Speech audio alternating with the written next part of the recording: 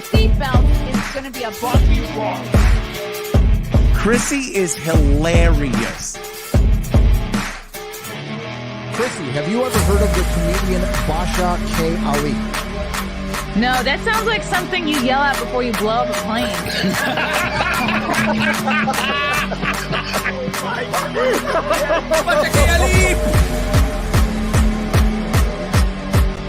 30 seconds remaining. But you know what good to say? I doubt people stand up to something. I haven't been disrespectful to you at all.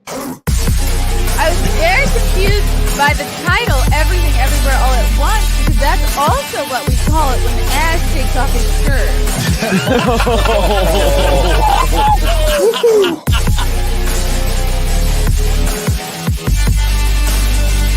I shouldn't be up here. I should be in school on the other side of the ocean.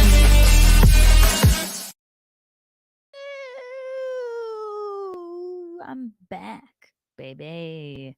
Can't keep me down. Can't keep this old girl down. I'm back. It's been a long week. It feels like it's been more than a week. I was a bad girl. I got a YouTube strike. Not the first time. Probably won't be the last. But the reason that I got a YouTube strike was incredibly BS. And I want to talk about Brittany Venti's channel as well, because she has a lot of BS going on with her channel too. She got a strike, then they took it down. Now it's back, but she still has a strike. So the reason for that is pretty bogus as well. But how can I explain what happened to me without doing it all over again? I think every time this stuff happens, it just makes Rumble look more and more scrumptious. I mean, this all goes to Rumble anyway, but I don't know. It makes me want to get exclusive with Rumble, if you know what I mean. So maybe that will be in the works.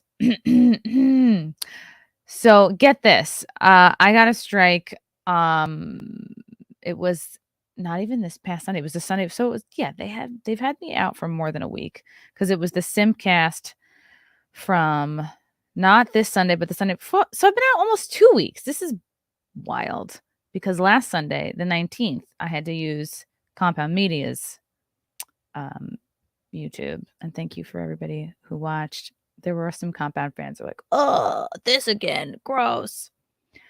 So this strike was from last Simcast, the 12th. Who was on it? X-Ray Girl, Haley Kennington. And there was a viral clip that we played. And this just goes to show you how YouTube is very much either relying too heavily on AI to do their transcript reviews, or they're just using this to take advantage and put down people that they don't like to begin with.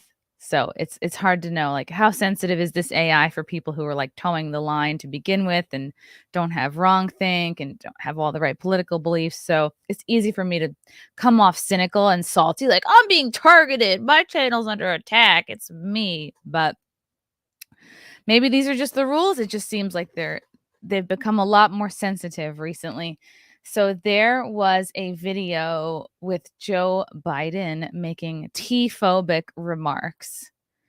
I'm sure you guys have seen it. I'm not going to play it again. But that's what got me a hate speech. Got me a hate speech strike. Isn't that crazy? It's not even, at this point, it's not even anything I say or my guests say. It's if you play something. And not even Joe Biden is saying this. This was an AI put together. I mean, of his words. But so that is what my strike was for. And so we were just watching it. We were doing commentary. We were laughing, but we were also saying, like, no. We were not agreeing with it. We were not yes-anding it. So I spoke with because I see you go hate speech, like, oh, that could be anything.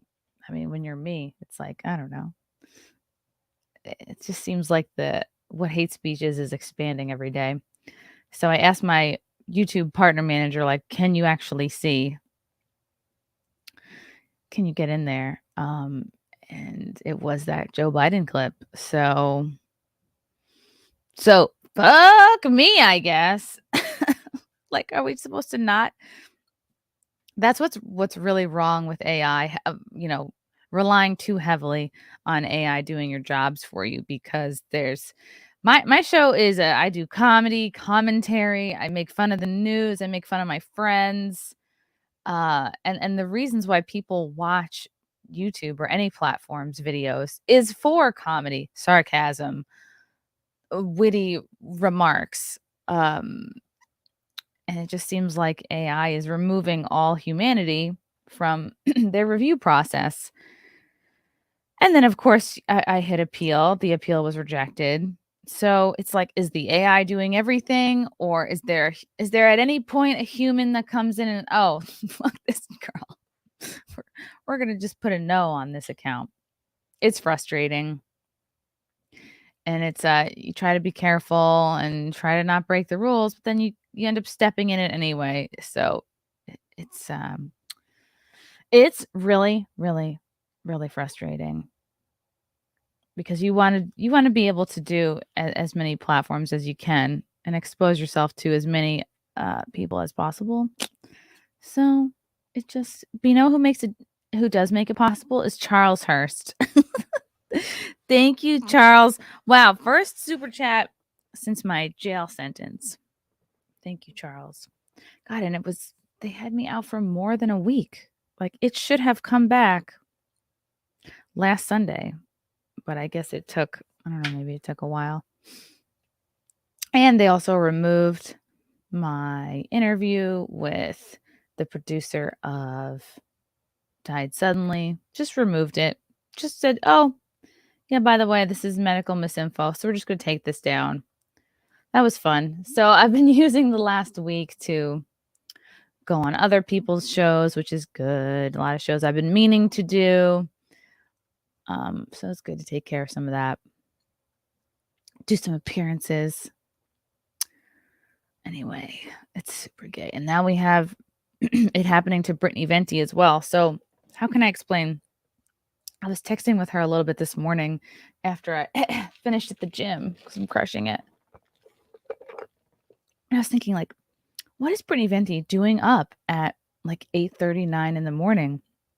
Because in Texas time, that's even earlier. And then she was like, yeah, I haven't gone to bed yet. So Venti like goes to bed at 8 a.m. and sleeps until like 5 p.m. She's a total vampire now. I guess that's her boyfriend's sleep schedule too. Hey, whatever works. So she was telling me that she was actually in the process of reviewing an old video. Let me just go to our text. Let me just go right to the source, because she was messaging me about her strike. And I'm like, I just had a strike and I didn't really tell anybody. It was, wow, okay, for anti-predator content from 2 years ago. Let me see if I can show her Instagram, because she's not on Twitter. So her Instagram is really the only place where she can talk about these things. Okay. Brittany Venti, we have removed your channel from YouTube. This was from last night. Last night, Venti's channel was fully under attack. No, now it's only partially under attack. This was last night at 10:28 p.m. YouTube just deleted my account for making anti-predator content. Brittany Venti, we have removed your channel from YouTube. We reviewed your content and found severe or repeated violations of our community guidelines. Because of this, we have removed your channel from YouTube. We know this is probably very upsetting news, but it's our job to make sure that YouTube is a safe place for all. If we think a channel severely violates our policies, we take it down to protect other users on the platform. Yeah, they're all about protecting you guys from thinking for yourself. But if you believe we've made the wrong call, you can appeal this decision. You'll find more information about the policy in question and how to submit an appeal. What our policy says, we have a zero tolerance policy for predatory behavior on YouTube. Content involving the sexualization of minors is not allowed on YouTube. See, this is what I'm talking about, where either the AI or the humans that are involved in reviewing content, the humans either lack humanity or they're specifically targeting people whose politics and views they don't like, or they're entirely leaving it up to the AI just to literally transcribe and look for trigger words. It doesn't matter the context. Doesn't matter if you're negative about the subject. Doesn't matter if you're doing commentary. It's just the presence of the words at all trigger this. Even though she was very negative about, she was talking about digital CP. And anybody who knows Venti knows she has been passionately against this subject for a long time. This was her comment. YouTube just nuked my entire account. Brittany Venti for making anti-predator content. Today, I tried to appeal age restrictions and monetization on several videos from a couple of years ago. Okay, so she had videos that were old from a few years ago that were demonetized. So anyone who does YouTube knows this happens on basically everything I do. You have to go back in and click the request review button. That means something has triggered the AI, the transcript, and they either limit or completely take out any of your monetization. So you have to request a review. And I do this for literally everything I ever do. And then hopefully a person reviews it, but who knows? So Venti went back to her old material and tried to review it. And these were videos that she made speaking out against CP and trafficking, predators on Twitter sharing gross content of kids and other topics. So obviously disgusting stuff. Instead of removing the restrictions, they just nuked my entire channel. I strongly advocated against predatory behavior. Wow, isn't it funny? She can't even spell out the word trafficking. I don't know if that's an Instagram thing or what, etc. in these videos, and they removed me for it. Why can't I speak out against predators? Super frustrating. And I was speaking out against Lolicon. I still don't know what that is. Maybe somebody in the chat knows what that is. And sexualizing children, and they struck my account for it. I cannot live stream until it's removed. So this is her screen. I wonder if I can zoom it. Yeah. So this is what she sees on her end for YouTube. Channel violations in red. Strike here. So her channel is back, and your content holo simps and the predator problem was removed. And apparently some of these videos were from 2 years ago that she was trying to have reviewed. I cannot live stream on my YouTube account because YouTube has struck me for speaking out against sexualizing infantile behavior and the appearances of children. And I made a video about this a couple years ago. I went to remove the age restriction off of it in order for it to get more visibility. They initially banned my entire YouTube account, which had 0 strikes on it. Now they reinstated it, but there is a strike on it, and I cannot live stream on it. So thank you to everyone who's been helping, but please tweet YouTube support about this. Dang. Okay. So what have we learned? If you do any content that involves basically any adult topic, unless you're playing a video game or trying on makeup or giving kids resources for how to transition, your shit's gonna get struck. Basically, right? I've been hearing in the last week a lot of the 2A people have been getting strikes. So she had anti-predator content, and it was at first age restricted, so she age restricted it. That's so dumb, though. She's obviously against it, but they don't care.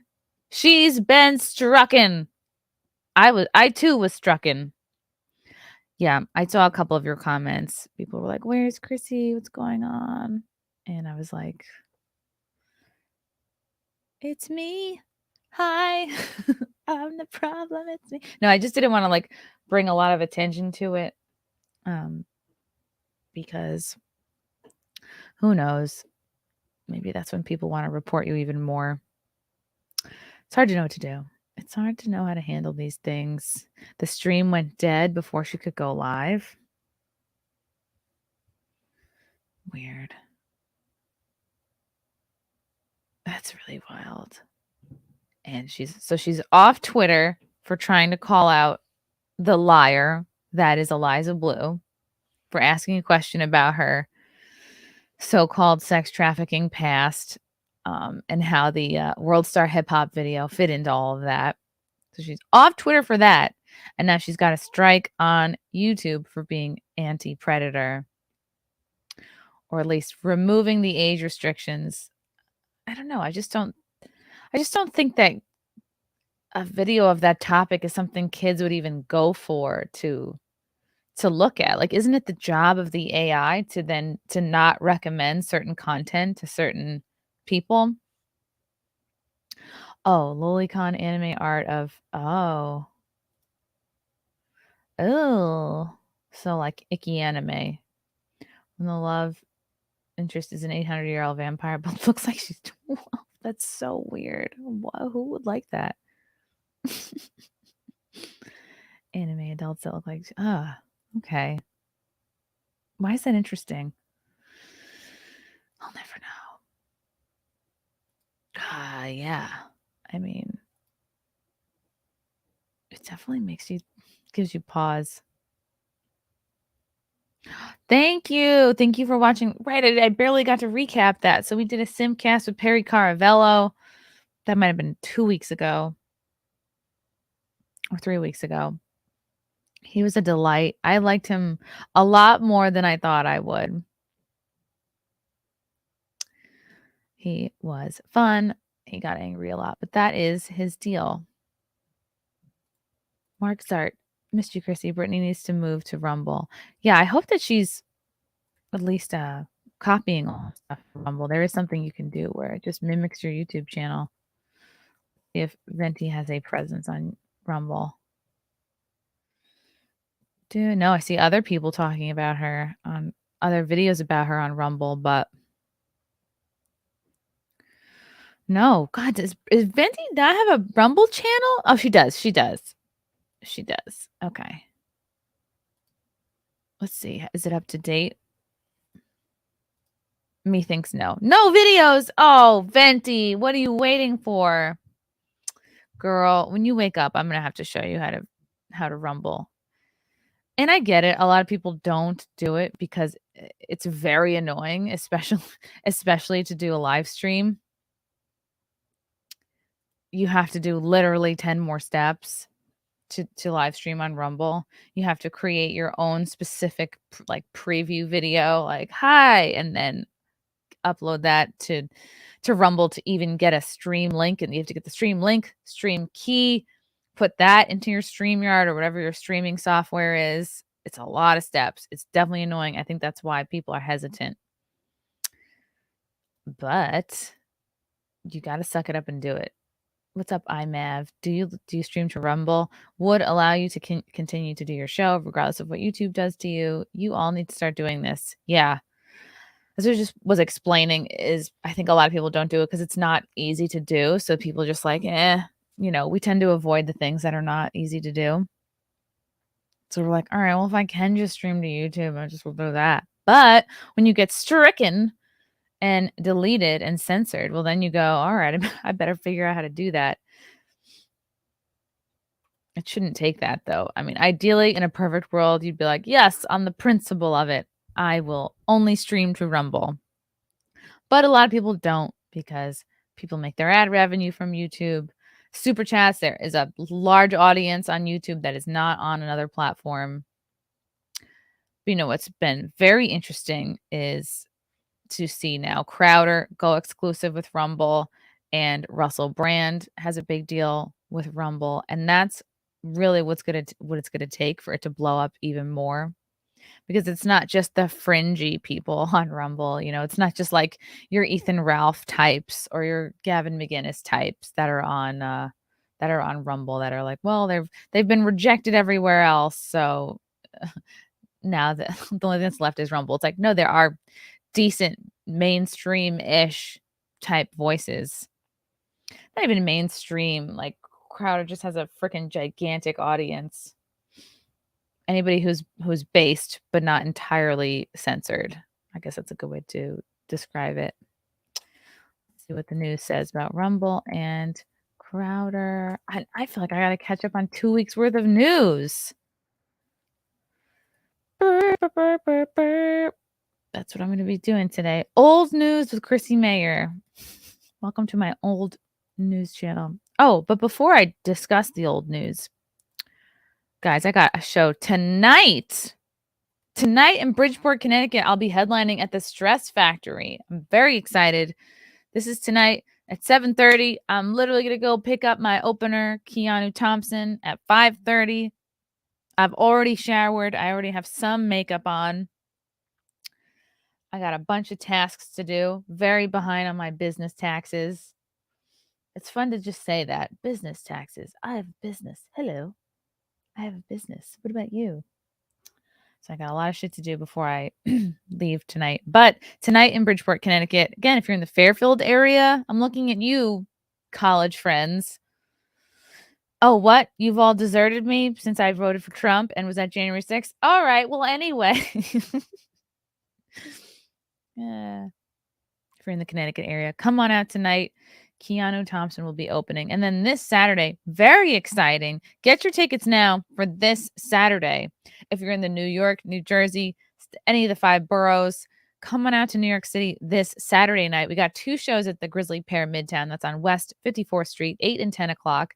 Gino Bisconti will be hosting. Keanu Thompson will do a spot. Andrew Harms will do a spot. And I'll probably do a shorter set because there's so many people doing spots. But come on out if you're a Compound fan. This is going to be a good hang. It's going to be a good night. Then I'm headlining the Reef at Staten Island. Oh my God, I just saw Rich Carucci the other day. He's at Compound a lot. It's funny to promote this Staten Island gig because there's no way to buy tickets online, which is so rare now. Usually everything's online. But literally, this is what he gave me for Staten Island. It's this one flyer. He's like, here, you can show people this. So here I am showing you the flyer. The Reef at Paradise Island. This is what happens when you let boomers produce comedy shows. They don't make online ticket links and they give you a piece of paper and they go, this will be sufficient. The Reef at Paradise Island, Friday, April 7th. That's my Staten Island show. Then I'll be in Jersey, Saturday, April 8th, Morris Plains, Tiff's Ale House. Then we got Vegas. Man, I haven't even booked my flights yet. I have booked nothing. I'll be in Vegas for the Geeks and Gamers FNT meetup on Wednesday, April 26th at the Millennium Fandom Bar. Then I'm headlining at the Space the next night, Thursday, April 27th. 7 o'clock show. Get your tickets now. If it sells out, they'll probably add a late show, like a 10 o'clock. Then I'm heading to Dallas. Lila Hart will be at that Vegas show, by the way. And then we're going to Dallas together. Well, she lives there. I'm just going there also. I'll be at the Blaze that first week in May, doing primetime Alex Stein's show. Then I got Hyenas in Dallas the 5th and 6th. 2 shows Friday, 2 shows Saturday. Lila Hart will be opening for me at these shows as well. Then we got Richmond, Virginia, Sandman Comedy Club, Wednesday, April 9th. Anime Matsuri in August 10th through the 13th. Simpcast will be at this convention, a panel and or a booth. We will be there, and I'll be headlining that same weekend, Friday, August 11th at the Secret Group. So if you know you're going to be at this convention, get your tickets now for Friday, August 11th at the Secret Group. It's always good to have plans at these things. The convention ends and it's like 5 o'clock and you're standing around with your thumb up your ass with nowhere to go. But guess what? Now you will have somewhere to go.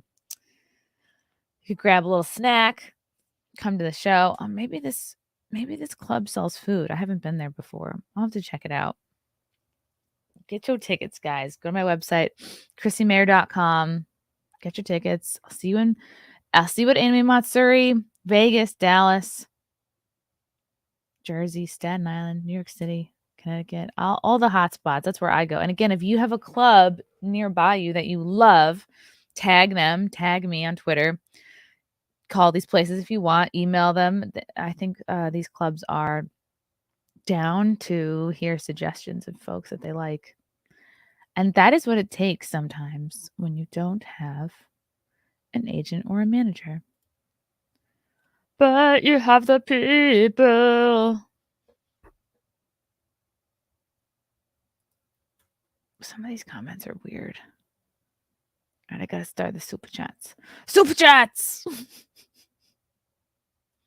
Wow, poor Venti. I hope her channel comes back. But although I just have no faith in the system anymore at this point. What's up, iMav? Thanks for the super chat. Have you had Sydney Watson on Simcast before? Yes, but it was a long time ago. Yeah, I would like to have her back. I enjoy Sydney. K-Max, thanks for the 10. Chrissy, what was your view of Stormy Daniels before? Was she a guest you would have booked?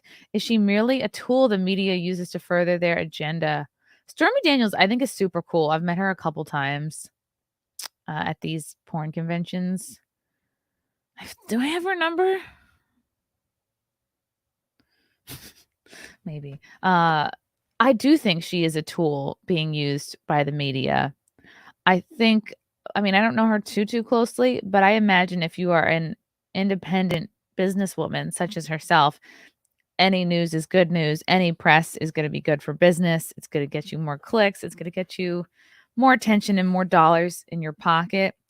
I think the left has been foaming at the mouth literally since 2016 to try to get Trump in prison and just get him out of the public eye. They're doing anything they can to tie him up with legal BS so that it affects his run and his campaigning. And maybe if, they were doing it to him, in New York, they're trying to see if they can get him on a felony charge, but it doesn't look like it's going to happen because this guy recently added his testimony in, which heavily discredits the lawyer Michael Cohen. So they might end up just dropping the case entirely. Now, whether it's true or not, if Stormy actually did get hush money, kind of doesn't really matter to the leftists because whatever they don't care what it is. They want Trump out. And they don't care how they do it. They don't care how dirty they got to get. Let's see. Okay. What's the most recent article about this?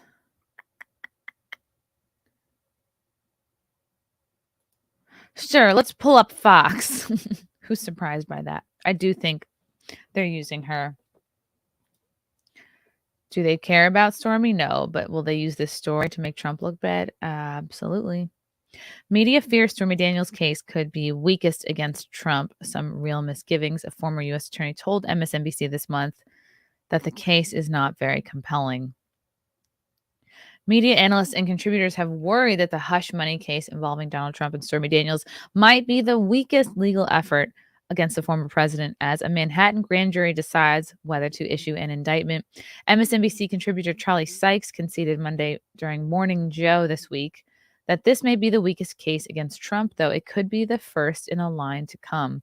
Host Mika, what the fuck kind of Polish name is this? Mika Brzezinski agreed. If this is the weakest case, then look at all the others that are in line behind this one, right? Because they're not going to stop. Jonathan Lemire told the panelists that some Democrats in White House, because they want him to be so tied up in legal battles that they want him to miss his rallies. They want him to miss his appearances. They definitely don't want him going to places like East Palestine, Ohio, to like meet the people and get into folks' good graces again.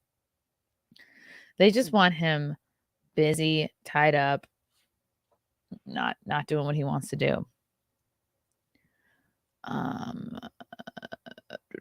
That will be potential. Jonathan Lemire told the panelists that some Democrats and senior White House officials fear that because this case is the weakest that if brought first, that it will be potential allow Trump to then paint this one as illegitimate, that it's weak, and suggest that all of the other cases against him are as well. And that is something they're worried about. Yeah, then why would they're so desperate? Their desperation is so like you can smell it.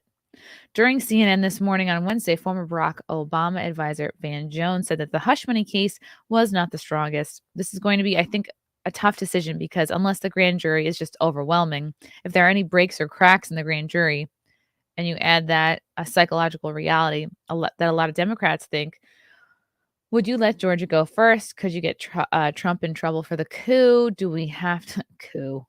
Okay. Do we have to start with porn star payouts? That's just a political reality. Yeah, because all the J6 stuff fell apart. And it was really bad optics when Tucker started to show some of that unseen footage of the Jacob Chansley. Not even his own lawyer got to see that footage. And I don't know if it'll affect his sentence. He's away for 4 years now, and they purposely kept that footage from his attorneys. So I feel like the J6 stuff is falling apart. That's what they really wanted to get Trump on. Everyone is kind of basically in agreement as far as the election stuff goes. So I feel like they can't really, they've beat the dead horse for a long time on that. So now they are like, ooh, Stormy Daniels, can we get him on that? That's just a political reality. And he is, at the end of the day, trying to figure out the right thing to do. And he has not, as best that we can tell, made a decision, Jones said. On Tuesday's show, CNN legal analyst Ellie Honig told host Don Lemon that the case was not easy to prove just because it involved a paper trail. It's not easy to prove the paper crime if the person's name is on the paper. Here, the paper. How many times is it going to say paper? Here, the paper trail can show us exactly how this payment was made, exactly how Michael Cohen was reimbursed, and exactly how they booked it. But maybe this is an old article. I was literally listening to Daily Wire this morning, and they said the most recent witness to come to the stand. What the hell is this guy's name? Columbo or something? Columbus? And he literally said that Michael Cohen did not use Trump's funds for the money. He took out some kind of other loan and didn't tell anybody. Some kind of a special loan. I'll have to listen back to that. If there's an email, a text, a memo where Donald Trump says, yes, guys, do it this way, or I'd like you to do it this way, that's a smoking gun. But short of all that, the paperwork is an important part of the story. It's just saying that it's a paper case or a paper trail. It doesn't necessarily get you to the core issue of the defendant or the potential defendant's criminal liability. It seems like it just takes very little for them to either mistrial it or, I guess, let it go. During ABC's The View on Monday, co-host Alyssa Farrah Griffin seemed to doubt that the Stormy Daniels case was a slam dunk. Farrah Griffin said she felt uneasy about the case because it carries the shortest sentence. It's not enough. Put him away forever. I am nervous that of the 6, both criminal. I can't believe they're so obsessed with this. I mean, shouldn't they care more? Shouldn't they be talking about the economy tanking? Shouldn't they be talking about BRICS? There's so many other topics that are more important than Trump. It's because they're scared. I am nervous that of the 6, both criminal and civil investigations, this one seems like it's the weakest. It's a strong case, but it carries the shortest sentence. She said, I would feel a lot better. He's not going to do jail time. These people are delusional. I feel like a lot better if the unprecedented step of a former president being, whether he is or isn't perp walked and arraigned, arrested, had his mugshot taken. I want that to be a rock solid slam dunk case. I want to see him in jail. Former U.S. Attorney for the Middle District of Georgia, Michael Moore. The Michael Moore? No, just a Michael Moore. Told MSNBC's Alex Wagner on March 15th that he didn't find the Stormy Daniels case very compelling. I have some real misgivings about where we are in the cases. I wish these prosecutors would get somewhere in a room together and talk about who has the strongest case and who's got the most evidence. That sounds like collusion. And who can actually do something as opposed to worrying about who's going to be first at the watering trough. And I am afraid that is where it is. And I just don't find the case very compelling. We are talking about a case. It's as old as the New York case over a misdemeanor charge, which they think maybe if they charge it a certain way or have certain evidence added to it, it might become a felony. See, it's like, again, this is all like a stretch. I'm just not sure that's the case you want to bring first. Try to bring a historic case against a former president. He said it doesn't even matter at this point because the PR about the Stormy Daniels case is already so out there that I feel like the impression on the public has already been made. He said a weak case would make bad law for the other cases that might be stronger. I thought that almost looks like Jamie Lee Curtis right here for a second. I thought this was Brian Callen. Trump could be the first former president ever to be indicted. Blah, blah, blah. A New York Magazine piece published on Sunday noted that the prevailing mood among Trump's critics is nervousness and skepticism. We find ourselves on tenterhooks. Isn't it tenterhooks? Tenterhooks. Is that even a thing? I'm looking it up. Oh, it's a real word. Look at that. Tenterhooks are hooked nails in a device called a tenter. Well, that helps. What? Okay, it just means you're waiting for something to happen. Well, then just say that. Idiots. They're waiting for Trump to be indicted by the Manhattan District Attorney's Office, who don't even prosecute, looters, criminals, murderers, etc. In what would be the first ever criminal prosecution of a former U.S. president, but the prevailing mood among many of Trump's detractors and antagonists is one of nervousness and skepticism, not excitement. Because if it was a strong enough case, they wouldn't be nervous or skeptical. The piece headlined, "The first case against Trump is this." The Washington Post's Ruth Marcus wrote in early March that she was nervous this case might allow Trump to escape punishment. They're so obsessed. An MSNBC op-ed headline, "The risks of indicting Trump in the New York hush money case," argued this case might be the hardest to prove. Jessica Levinson, a professor at Loyola Law School, wrote that for some of Trump's biggest critics, the prospect of an indictment related to the Daniels case leads to little but existential dread. Trump said Saturday that he expected to be arrested on Tuesday amid reports saying the Manhattan District Attorney's Office is preparing to issue an indictment for alleged hush money payments that Trump made as a presidential candidate in 2016. But now we know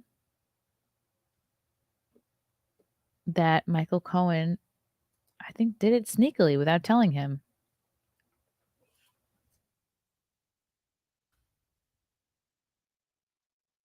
Okay, they haven't written anything. New. Let's get this one from Radar Online 7 minutes ago. Trump grand jury canceled for the rest of the week after Michael Cohen letter throws wrench in the case. They're having trouble convincing the jury. Oh, look at that. Oh, my goodness. Sorry. Yeah, Trump's going to take advantage of this. The grand jury weighing the charges against Trump was told to stay home again on Thursday, which can confirm, meaning the jury will not meet again until Monday at the earliest. The cancellation of the jury session on Thursday came one day after Manhattan District Attorney, that's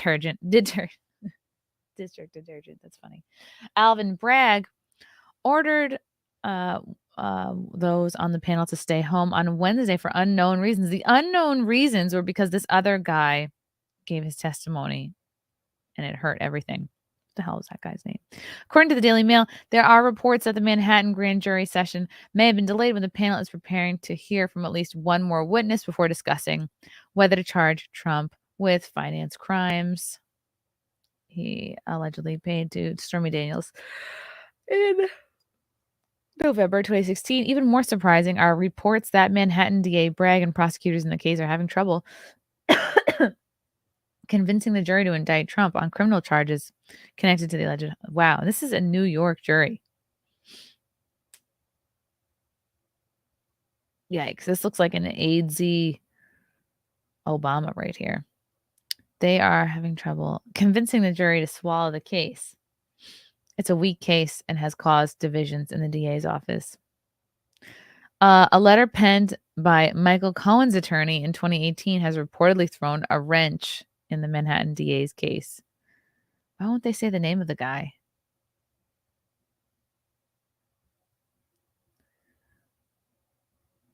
Why didn't they say his name? All I want to know is this dude's name. Stephen Ryan. Is that it? Anyway, according to the 2018 letter, neither Trump nor Trump's 2016 campaign reimbursed Cohen for the $130K hush money payment made to Daniels from Cohen's own personal funds in November 2016.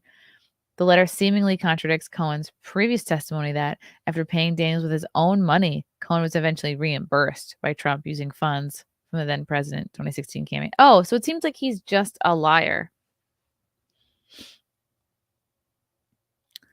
In a private transaction in 2016 before the U.S. presidential election, Mr. Cohen used his own personal funds to facilitate a payment of $130K to Miss Stephanie Clifford. I keep forgetting that's her real name. Stephen Ryan, Cohen's attorney, wrote in a letter to the Federal Election Commission on February 8th, 2018. Neither the Trump organization nor the Trump campaign was a party to the transaction with Ms. Clifford, and neither reimbursed Mr. Cohen for the payment directly or indirectly. Yeah, this is going to fall apart.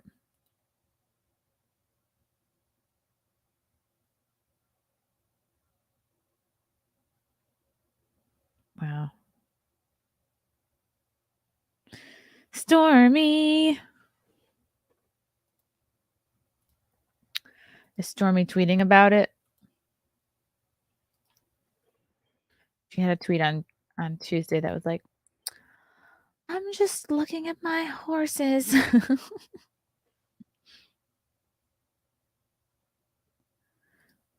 I don't want her being harassed over this. It doesn't seem like it's entirely her idea anyway. Like I don't know, they're just taking advantage.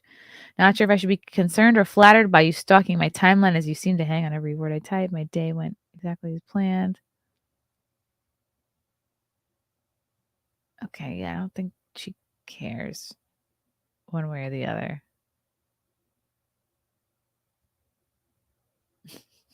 Someone's saying, I saw Stormy at a low-end strip club in Oregon making an appearance. She didn't get paid because she didn't draw a crowd. I'll add this to the list of hilarious rumors. Wow.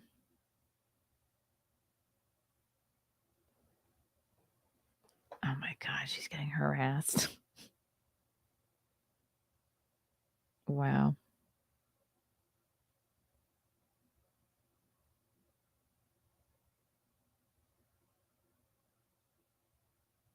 Oh, okay, this is what she said. Wow, it's a beautiful morning. It's always been my dream to sip coffee on my farm porch and watch my gorgeous horse graze. Anything exciting going on today?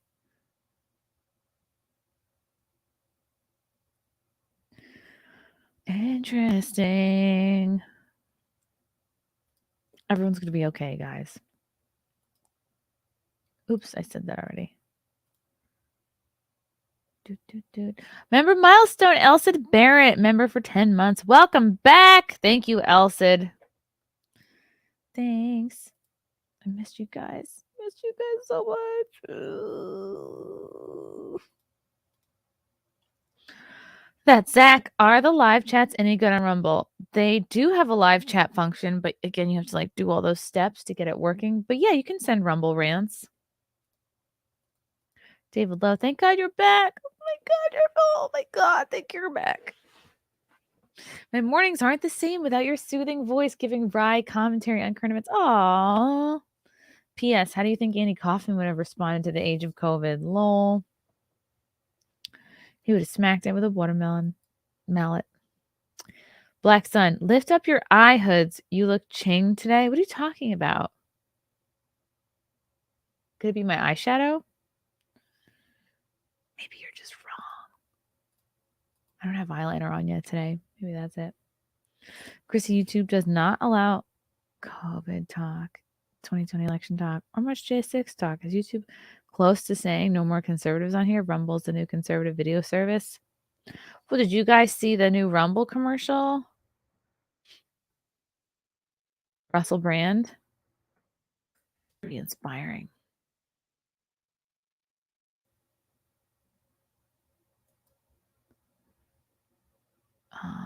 He has a new comedy special out called Brandemic, I think.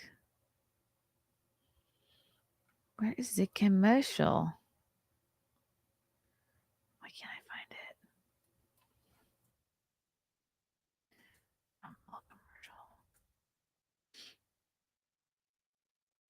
Cool. I'm off this for a week and I completely forget how to find things. Rumble commercial.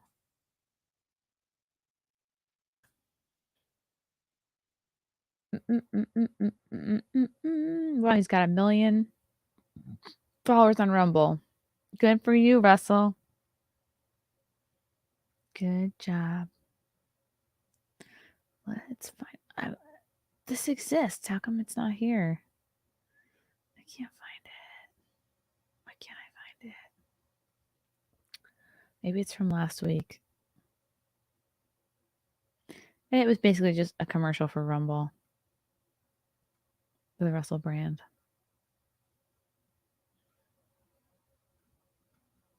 Oh my God, I can't find. I'm gonna lose it. All right, whatever. Believe me, it exists. Steven Suarez, thanks for the super chat. If I were to do fan art of your likeness from face to boob, wearing a tight t-shirt saying unvaxxed, what should the rest of the caption be? God, it depends on what the image looks like, I guess. It's hard to visualize it unless I see it. Good morning. What's up, Young Pei Chang? I missed you, my only Asian fan. Aaron G. Smith. Is her name Stormy Daniels because she always receives heavy showers in her I have no idea. I actually haven't seen any of her work. Is that bad? Am I not a supportive friend? Mark Zarth, they have nothing on Trump and everyone knows it. Yeah. Doesn't look good. Doesn't look good for them. Yes, and the last time I got a strike, which was during Content House time, was literally for posting the same thing that the news sources all posted about the Belle Frites fight, throwing the sauces around. Yeah, you know what? I bet I could find proof of videos on YouTube that talked about the same Joe Biden AI clip where he's talking about the T Squad. Yeah, there's so much hypocrisy. But at least today we learned what a tenterhook is. I'm going to show this again. Tenterhook. A hooked nail for securing cloth on a tenter. The more you know.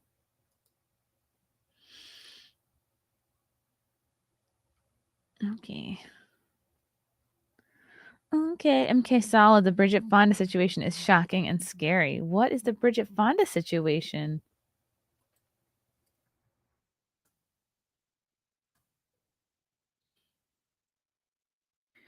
What did she do? Something with their kid? I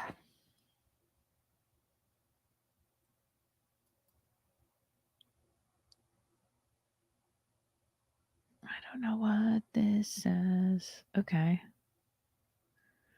Let's read about this. Just that she's gotten fat.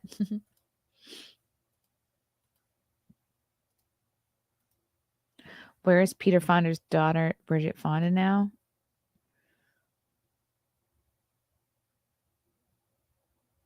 The son of veteran actor Henry Fonda, the younger brother of actress Jane Fonda, the thrice married star who had 2 children with his wife Susan Brewer, Justin and Bridget Fonda, the latter of whom initially followed in her father's acting footsteps.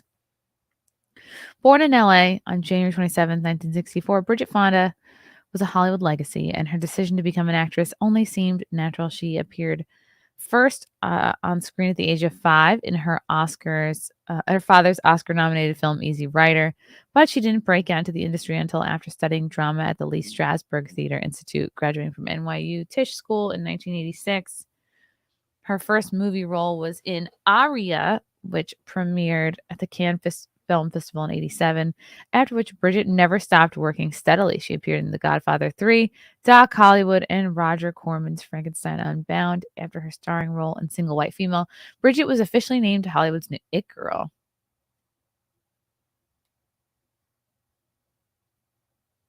She starred with Nick Cage in the beloved romantic comedy It Can Happen to You, Quentin Tarantino's Jackie Brown in 1997, and thriller Lake Placid in 1999. Bridget earned an Emmy nomination for her role in the TV movie Into the Gloaming and Golden Globe nomination for 2001's No Ordinary Baby. She turned down the role of Ally McBeal and went to Callista Flockhart. So why are we talking about her? I don't get it. Did I miss something? Is this a bad article? The Bridget Fonda situation is shocking and scary. Well, I just pulled that up. What situation? What's going on? She just like opted out of Hollywood. Okay. I'll have to look into that again. Tenterhooks. Okay, this is what I meant to pull up before. Steven Crowder brings his Mug Club community and his hit show Louder with Crowder exclusively to Rumble. Look at this old ass article. Wow. Crowder is one of the biggest news and political commentators. I got to sign up for that. Political commentators in the U.S., boasting nearly 6 million subs on YouTube and 2 million on Twitter. As part of the partnership, Rumble will be the new home for Crowder's Mug Club. In addition, Crowder will produce exclusive content on Rumble. The primary show, Louder with Crowder, will consist of a 1-hour live stream on Rumble, followed by a 30-minute question and answer session for his paying Mug Club subscribers. Other content on Rumble will include on-location videos, comedic performances, and other types of shows. Crowder will make his highly anticipated return and go live on Rumble on March 20th, which is 3 days ago. I couldn't report on it because I was stricken. YouTube is making some mistakes, you think, and I think places like Rumble are picking it up, and they're not forcing me any more than they are forcing you to fit into a box. They're just saying, hey, here's a playground and let us have your back, at least be the wind in your sails, said Steven Crowder. This is the first time I've signed a contract. I will say this, I'm really excited because every single conversation that we've had with Rumble was how to make it better for the user, how to make it better for the viewer. And that is, that for me is true north. Steven Crowder is one of the biggest and most talented podcasters in the world, period, said Rumble chairman and CEO Chris Pavlovsky. Not only does Crowder bring amazing content to the table, but he also brings a huge audience and a large number of his subscribers with his Mug Club community. Crowder played a huge role in driving our growth and viewership during the U.S. midterm elections in November of 2022. We are excited to capitalize on our opportunity in news and political commentary content as we lead up to the U.S. presidential election in 2024. Nice. Good for you.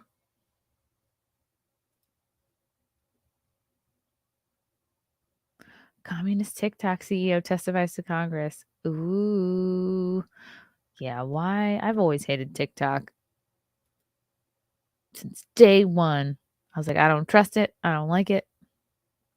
I think, didn't Crowder also sign Nick DiPaolo and a couple other comedians? Crowder.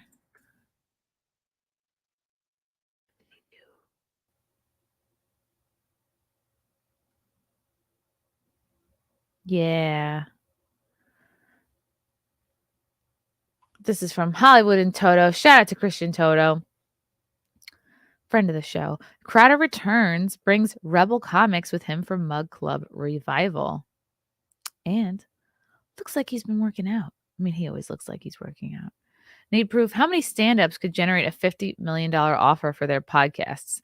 That's what the Daily Wire dangled before the Louder with Crowder host before the two sides split in a very public divorce. Now Crowder is using his clout to lift up other comedians who feel the heat for speaking their minds. Louder with Crowder returned after a belated hiatus today, and the comedy showcase now calls the YouTube alternative Rumble its official home.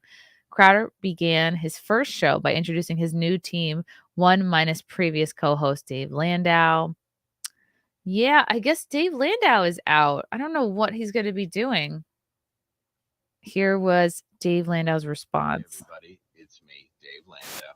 A lot of you have been asking if I'm going to be continuing with Louder with Crowder, and I wanted to let you know that I am not.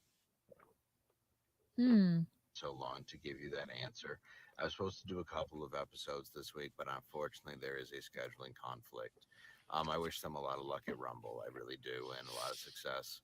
I just have to pursue the things that I need to pursue right now, and just due to scheduling and stand up and some other things, I just am unable to do like it right what? now. I really want to say thank you to the fans. I really do. The love and support that you have shown me is unreal, and I can't tell you how grateful I am for you. Thank you for everything. I greatly, greatly appreciate it. Okay. Well, we'll just have to stay tuned and see what Dave Landau has planned. I'm sure he's got a tour going on right now. Live with Crowder will now feature shows by Brian Callen, the Mad TV alum. I forget how old he is. Mad TV alum and MMA announcer, veteran comedian Nick DiPaolo, and the Saturday Night Live alum Jim Brewer. Like, Jim Brewer is one of my all-time favorites. This is very exciting. Gun Tuber, Mr. Guns and Gear is another new addition to the lineup. The new crew will appear on the Ladder with Crowder show, which airs 5 days a week in the new format suggested. Oh, in the new format instead of 4. None of them need Mug Club, Crowder said of the additions. We wanted to be partners. Plus, he noted each has stuck his neck out in a culture where only certain opinions are allowed. Brewer condemned elements of pandemic-era rules, for example, and endured a media drubbing as a result. DiPaolo's conservatism cost him opportunities along the way, Crowder noted. There needs to be a net in this industry, he said. Crowder has faced repeated censorship from big tech platforms like YouTube over the years. The video giant owned by YouTube has demonetized Ladder with Crowder and punished the show in the past. Big tech censors routinely target right-leaning comedians or just those who don't follow mainstream media narratives on hot-button issues. An edited version of Ladder with Crowder can still be seen on YouTube, but the full show, sans censorship, can be found on Rumble. That's smart. That's the way to do it. Maybe I will get eventually to a place where I'm doing my full raw show on Rumble, and then I get someone to just edit a very safe clip or two for YouTube. I truly believe we're at an inflection point, one where we can finally break through the stranglehold of big tech and their government cronies, Crowder said. The Mug Club membership is now $89 per year for full access, but Crowder said the full shows will be free for 1 month via a trial offer. Ooh, what is it now? Is it still $89? I'll join. I'll support him. Let's go to the comments. I used to watch Crowder almost daily, but I cannot anymore after that little temper tantrum he threw regarding the Daily Wire contract. I mean, what does that have to do with his show, though, and his content? It's like I don't know. Do you think that's really enough to throw somebody off being a fan altogether? Contract negotiations can be rigorous and frustrating. They make you an offer, you don't like it, so you make a counter offer. They make a counter offer to your counter offer, et cetera, et cetera. You still can't come to an agreement. You thank them for their time and move on. That's how it's supposed to work. Okay, so he didn't like the drama at all. Instead, Crowder flew off the handle at the first offer, never tried to renegotiate, never made a counter offer. What did he do? What he did do was record Daily Wire founder Jeremy Boring's phone conversation without his knowledge or consent and tried to use it to harm Daily Wire. The result, Crowder lost a $50 million deal and damaged the Daily Wire. And I don't think he damaged the Daily Wire. Both sides came out on the losing end. Conservatives have had a hard enough time as it is trying to take on this whole monolith that dominates the control of the culture. I agree. We don't need to fight amongst ourselves. I think it just got very messy. There was no reason to make it all public. The evil left was ecstatic to see the infighting. We have to be as united as them. The left works in lockstep. When one of theirs doesn't, they get excommunicated. We don't have to totally work in lockstep, but we have to be united in our main purpose to fight them. Well, that's just the problem with the right. We haven't focused on a main purpose.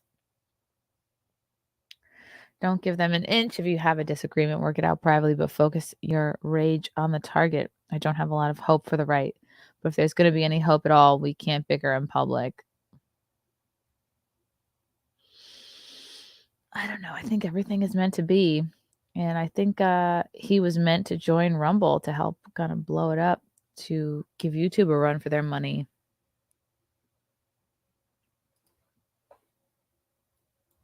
Good job. It's all good. I mean, Crowder's going to be fine no matter where he goes. He's got the huge audience. He's got the views. I wonder if Daily Wire is feeling away like, damn, he's getting that many views? Okay. She's fond of ice cream. Cecil, I'm sending you a link. Cecil, I'm so lonely.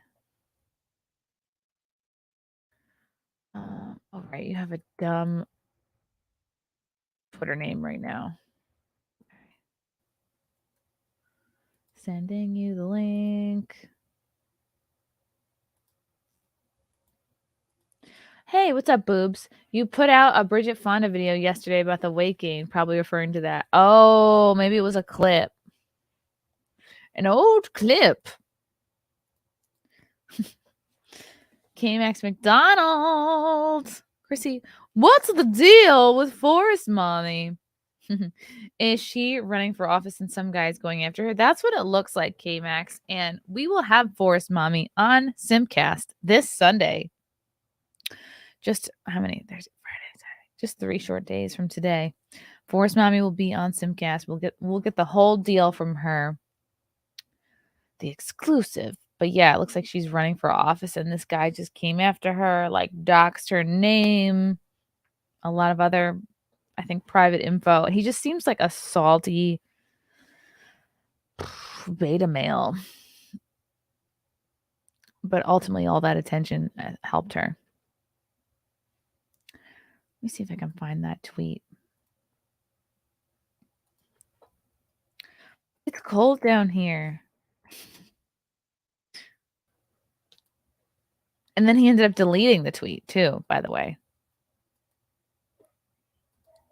It's cold. I hate being cold. I can't wait for the spring. Oh, interesting. She changed her name. She put her real name in here. Jessica Fensky for Arvada City Council District 4. Losers, please don't follow me. Okay. Wow. So this is what this guy originally wrote about Forest Mommy, aka Jessica. Jeremy Jojola. He's, quote, an investigative journalist. He's into electronic music. That's the first red flag. My first boyfriend was into electronic music and didn't work out well for him. Oh, and he's a man who rides on Peloton. Okay. Do we need to even read any further here?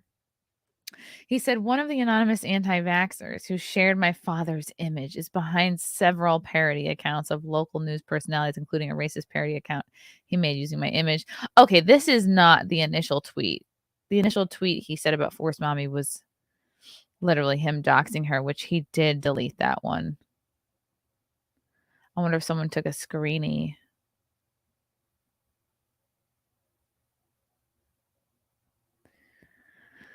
Huh. She'd been tweeting a lot. I always like, I wonder if you guys who see the ads, like, are you getting targeted ads like this? Some chick with like a huge gut. Okay. I think he's, oh my God. I thought that was something dirty at first. I was like, uh-oh. It looks like, if you squint, doesn't it look like a butt and a butthole? If you squint at this dog in the sheets picture. Okay. Just me. Oh, snap. Where was the initial tweet? I guess I could have found it earlier. Wow, he's trying to defame her. In this clip, Jeremy's father is not even mentioned. I believe his point was also to defame Forest Mommy. Not a good look. Maybe Jeremy Jojola's goal was to completely fund her campaign. Here's my father's death, freely discussed in the context of jabs. Doctors gave my dad the jabs during the pandemic. To repeat, he didn't die of the jabs. I mean, how do you know that? Who knows? Okay, and that's just a little video. I don't know what that has to do with her running for office. But she's been getting a ton of support. A lot of big accounts supporting Forest Mommy. So that is good.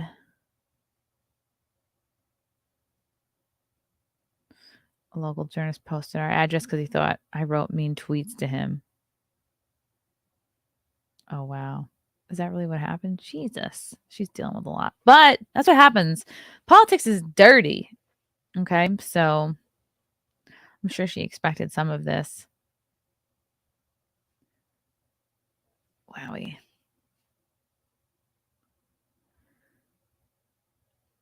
Okay. Well, I can't find these darn tweets because I think the guy did delete his initial one because I tried retweeting it. Oh, by the way, look, it's me and Keanu. We're going to be at the Bridgeport Stress Factory tonight. That's me and Keanu. I will not be wearing this outfit though, because this is very autumnal. That's Keanu and that's me hanging under my desk. And that's us just chilling because we are friends IRL. Okay. Let me see if I can find. Oh yeah, it was Gino Bisconti's 1000th episode of In Hot Water this week on Tuesday. We had a blast. We had so much fun. This was the boss. Desperately trying. Frankie, we get in here. Scabby. Like, I'm not. By the way, let me point something out that you're reading. That's me. Wow. Keanu, thank you so much for outing me breaking my keto. Like, here's me literally inhaling a piece of pizza because I had gone all day without eating anything. So, nobody can try to out me now because I'm outing myself. Here I am eating pizza, breaking keto. I know, for shame. I haven't had pizza in like 8 or 9 months. It was cold too. Look at that, wolfing it down. I had 2 pieces, by the way. That's Marshall. Him and Lindsay wore matching pink t-shirt, like tank tops. That's me, Big A. This guy brought in a puppet, and Gina was calling it Mulatto and George. That was funny. That's the pizza guy, who was a huge fan of the show. Oh my god. I hate video eating. So me and Lindsay bought a congratulation. Well, I bought a congratulations, basically thing of letters that you hang up, a banner, and then we cut it to say clam radio because that's one of the jokes from the show. Basically, Gino got really drunk and like could barely say clam radio. It was like clam radio. That's Kumia, Kevin Dombrowski, Stancil, and Gino. And we bought these like poppers, these like confetti poppers. Weather app. What if I told you, and this is a big star, Anthony, this is a big star, Frankie, it's Anthony Cumia. What if I were to tell him you were a professional arsonist? Would you be able to deny? Yeah, there's so many inside jokes. It's a fun show. If you don't watch In Hot Water on Compound Media, I highly recommend it. And then, of course, my show. And this was all of us at the end. Look how fun. Look at all the confetti. I bought a lot of retirement looking decorations because the Party City in Herald Square does not blow up balloons anymore. You heard it here first, guys. Don't try going to the 34th Street Party City and asking them to blow up balloons. They will not do it. And in fact, there are signs all over the front door and all inside the store being like, do not ask us to blow up balloons. They're a little harsh, if you ask me. And I was like, when I got to the counter and buying all these retirement looking, like I should have bought the whatever this thing is called, the sparkly gold thing. There was one that had like happy retirement on it. I should have bought that one. But I'm like, yo, what's up with the no balloons? What's up with you're not doing the balloons? And they're like, well, this location is closing, so Party City is no longer obligated to send us helium tanks anymore. I was like, wow, they're just hanging you guys out to dry like that. Anyway, so we just bought a bunch of these confetti poppers, and I bought him this crown that said like 50 and fabulous or something. I was like, okay, just turn it around. And I bought these letters to make it say 1,000. It's good times. That's true. The whole gang. We had fun. Fun. Oh yeah, this was Lindsay. This is at the start of Kumia's show, and then Lindsay's trying to like sweep up because Kumia's show is right after In Hot Water, and so we were already running like 20 minutes late, but Lindsay's still cleaning up. So then Kumi is starting the show, and she's Now this is gonna there we go. Oh my! So Lindsay now has Now that this is gonna Kumia show credit, I guess. Should we put that on her IMDb? Yeah, I deleted it. I should have screenshotted the Forest Mommy tweet. Oh well. I said he had a micropene. It's gone now. Murcielago. Now that he's independent, Crowder can finally come out as bisexual. He's not fooling anyone, lol. What's up, James Shart? I have never been able to donate using Rumble's version of Super Chats. It just won't accept my card. Wow, really? That's weird. Do you have a weird, like, Discover card or something like that? They should look into that. Be home in 30 for still on a hop. Ooh. That's like 15 minutes from now. All right, Cecil. I'll be waiting. Dan Halen, Force Mommy Traffic. This guy's dad on the internet banner from Twitter. What's up, NVIDIA? Chrissy, stop looking at dogs' buttholes. Never! Oh, by the way, speaking of NVIDIA, she got me this gorgeous sign. I couldn't really show you guys last week because I was stricken. But it's so pretty. We finally screwed it into the wall. It only took like a month, but we did it. So there's like real screws in the wall now. Push-ups. What's up, push-ups? Welcome back, Chrissy. Thanks, push-ups. Are you coming to Bridgeport tonight?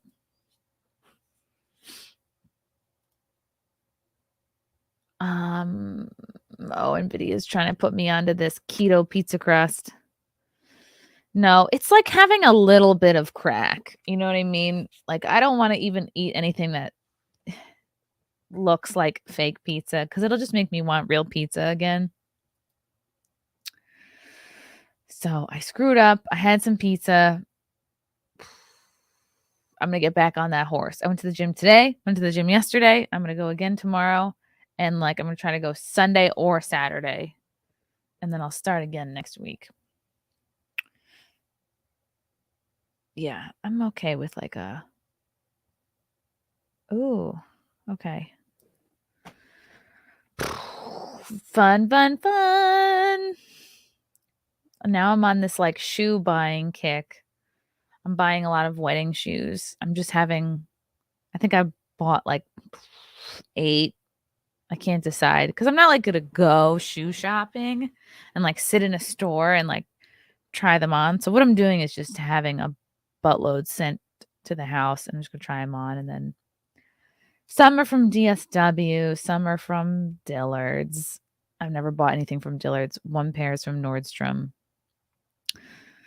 Here's where a lot of you are tuning out because I'm talking about shoes. But I don't know. What other process is there to buy your shoes? Do you guys just go to stores?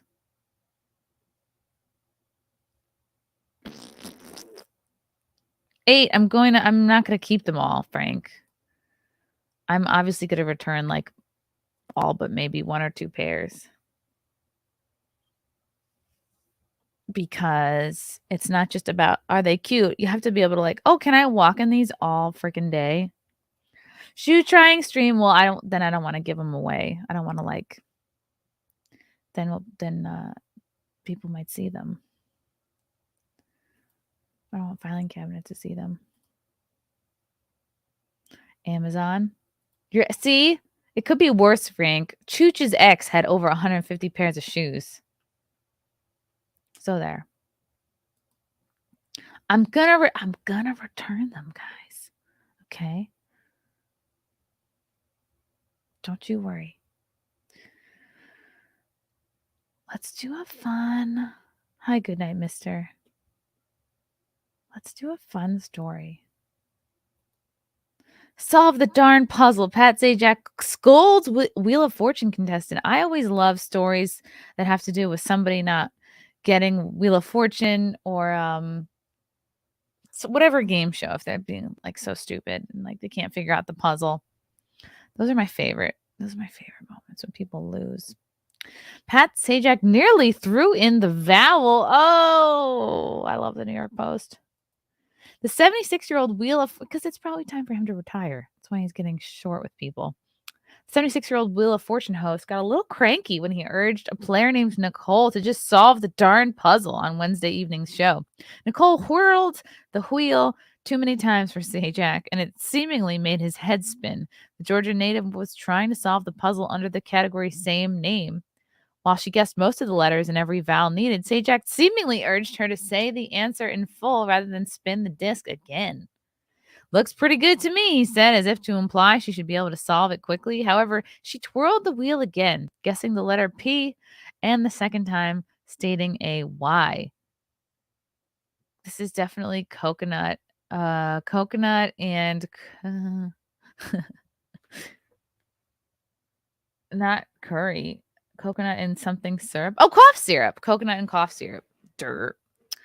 I'm gonna solve it, Nicole hesitantly declared. Please solve the darn puzzle, Sajak then yelled.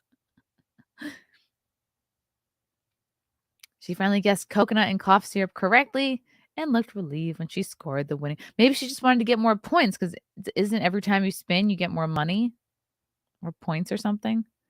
But Sajak's irritation didn't stop there. It's a horrible moment when everyone in America knows what this is, but why don't I? But you got it, he said. Ha ha ha. He shamed her. We appreciate that you pretended you didn't know till the end. You increased the drama, and that was great, he mocked, believing that Nicole knew that he was just joking with her. Nicole earned a total of $28,000 by the end of the show, but she failed to win the grand prize of the Hawaiian vacation. The longtime trivia show MC also caused a stir recently after putting a player in a chokehold. Yeah, following a game. That's funny.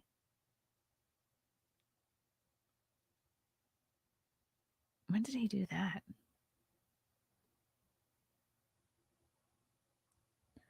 Was it at the end?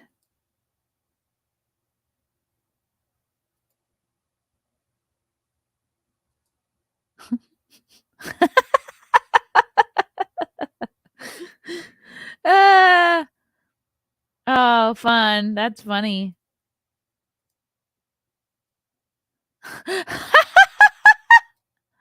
Oh my God. Is he really hurt? This is funny.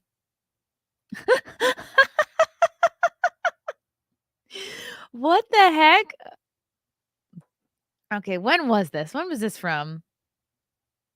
Okay, this is just from this week. Pat Sajak beat a contestant, but not at the game. In a bizarre incident on Tuesday, Wheel of Fortune host Sajak jokingly put a contestant named Fred Jackson in a chokehold after he played the game. Jackson had told Sajak that he's a professional wrestler who does the sport for fun. Oh, okay. Well, there you go.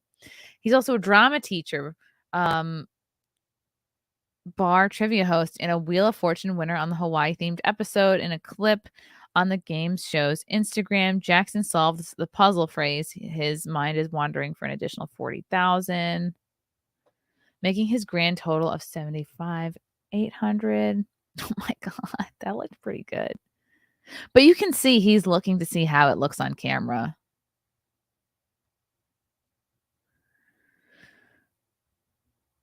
Okay, that's really funny.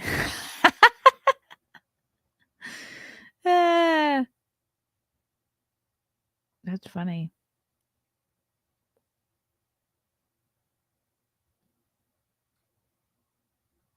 He really made the guy feel uncomfortable? Come on. It's fucking lame. All right, anyway. What does the coconut have to do with the cough syrup? Anyway, he put this guy in a chokehold.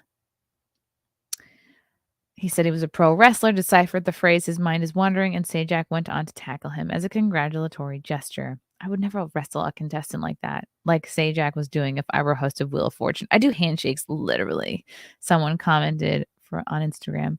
Not only another perfect game, but another showdown of Pat versus contestant. Oh my God, just let the man have fun. He's part of this old guard of TV hosts who can actually, like, be themselves and be funny.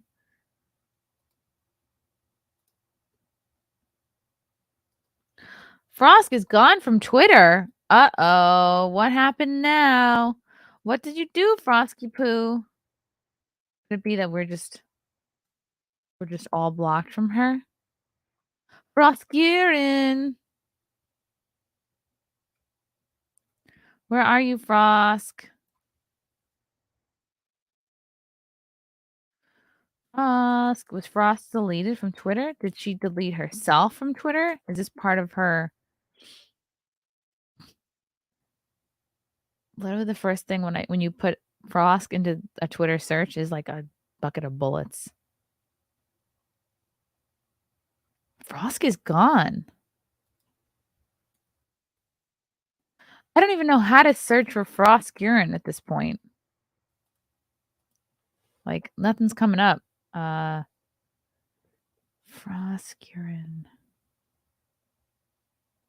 Is she tagged on something and I can just see if her account is still alive?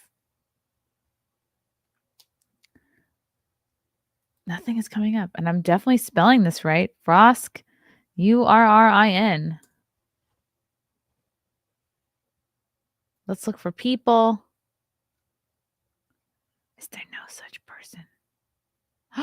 No results for Froskurin. What about just Frosk? Maybe she's rebranding. Oh my God, Frosk is gone. Frosk is gone from Twitter. What did she do? What did you do, Frosk? Only people that are speaking in other languages are talking about this right now.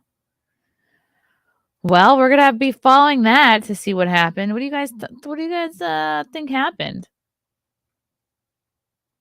to the Froskurin? Did she get? Yeah, maybe she got frostbitten.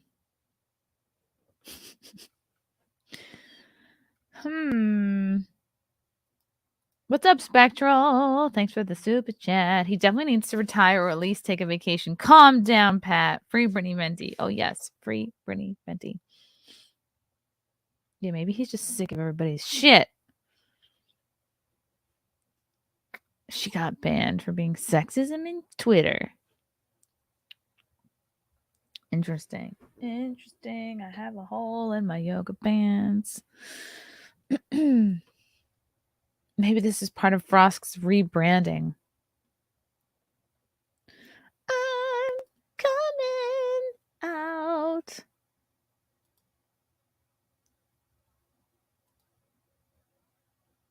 Okay.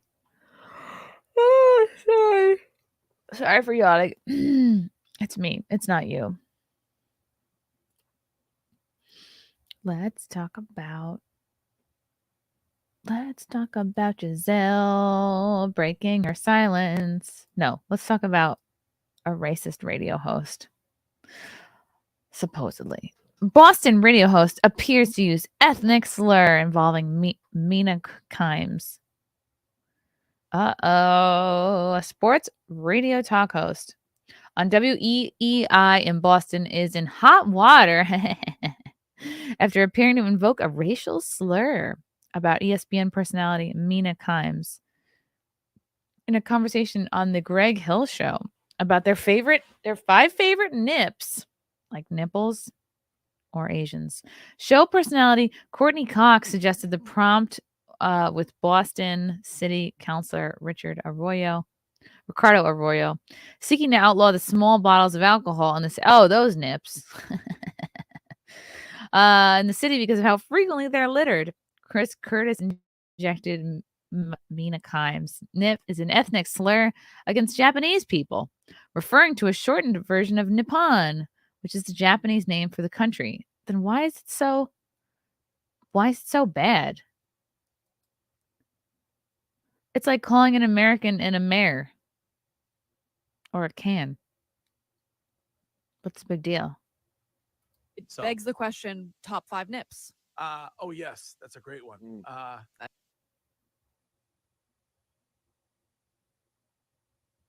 Look at this camera angle. Come on, dudes. I guess that's radio for you. All right. My internet's interneting. Because Oh, Dr. Curtis brought up- McGillicuddy's, I think, is number 1 No, or 2. I would Screwball say- also up there. I'd probably go Mina Kimes. And Fireball. Fireball. Like, I'm not Fireball. taking a You're tequila. right about the McGillicuddy, though. But That's funny. Is she really hot? I don't know. I'm unfamiliar with Mina Kimes. And a conversation on the Greg Hill show. Okay, I already did that. Kimes is half Korean, not Japanese. Oh, I'm sorry. It's so different. It's so different, guys.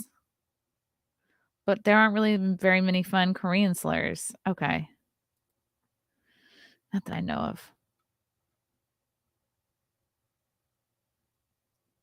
Okay.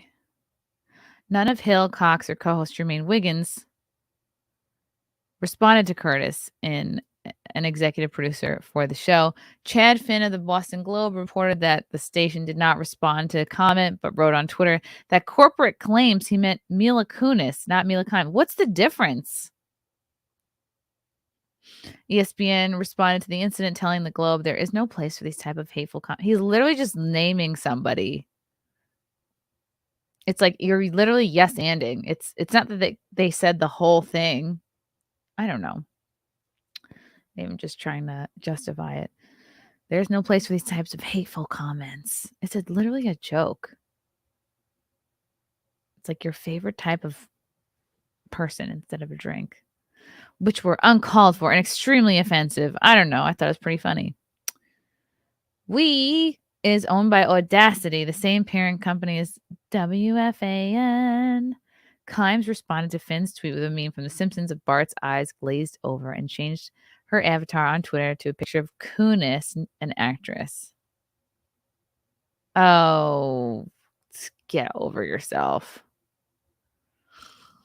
Ugh, that's like the best thing to ever happen to you, girl. Mila Kimes. How many followers does she have? This is the first I'm hearing of this person, so 855.2K followers. Okay, she's at ESPN. She's okay looking.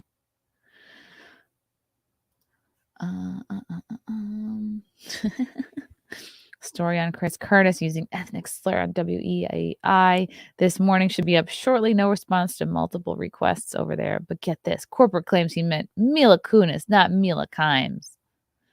But I don't think Mila Kunis is Asian at all. She's okay. The clip of Curtis saying Kimes' name went viral on Wednesday when it was shared by Dave Coulinet, producer for Kirk Minihane, a Barstool Sports podcast host who previously co-hosted Morning Drive.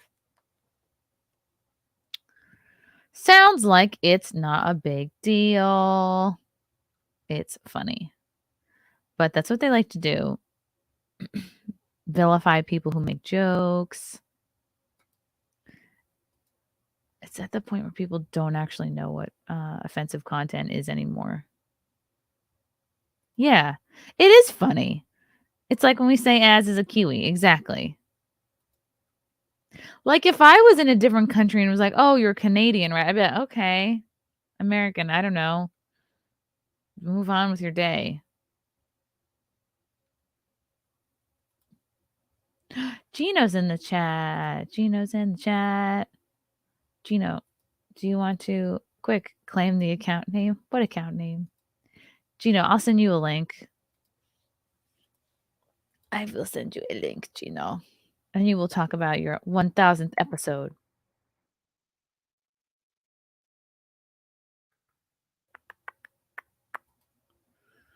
Boo, boo, boo, boo, boo.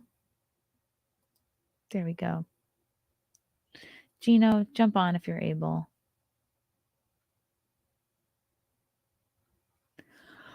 I'm hungry. Ah. All right, now we can talk about Gisele. Did you guys know that Gisele had silence? Well, guess what? She's broken it. She's broken her silence. Gisele says, it was the death of my dream. Gisele says she still loves ex-husband. Well, then why did she divorce it? who initiated it. She still loves ex-husband Tom Brady, but they grew apart as she denies giving him an ultimatum to choose between her or NFL in a wide-ranging Vanity Fair interview. The 42-year-old appears on the front of Vanity Fair's April issue. In the pages of the magazine, she opens up about her divorce for the first time. They officially divorced in October of 22 after months of speculation that their 13-year marriage was on the rocks. Okay, what happened? She described the speculation surrounding her split from Tom as very hurtful, while insisting that she has only ever wanted all his dreams to come true. Okay, well, that has nothing to do with why you divorced. Listen, I've always cheered for him. I would continue forever, she said. If there's one person I want to be the happiest in the world, it's him. Believe me. Okay, so this sounds like it's her fault because she's doing a lot of coping here. I want him to achieve and conquer. I want all his dreams to come true. That's what I want, really, from the bottom of my heart. While vehemently denying that the divorce had anything to do with Tom's decision to U-turn on his retirement from the NFL, Gisele, who added that the split has been like a death and a rebirth, said that the reason behind their 13-year split, their split after 13 years of marriage, was more innocent, claiming that the pair simply grew apart and realized they wanted different things. Well, what's an example of that? She looks amazing. She's 43. She looks outstanding.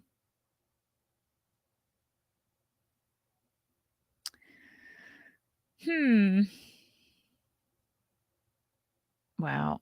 I miss being tan. That's it? The death of her dream. But it's like, then why? I mean, it takes two people to get divorced, does it not? Sometimes you grow together, sometimes you grow apart, she said. When I was 26 years old and he was 29 years old, we met. We wanted a family. We wanted things together. Wow, they met that young. As time goes by, we realized that we just wanted different things, and now we have a choice to make. That doesn't mean you don't love the person. It just means that in order for you to be authentic and truly live life the way that you want to live, you have to have somebody who can meet you in the middle.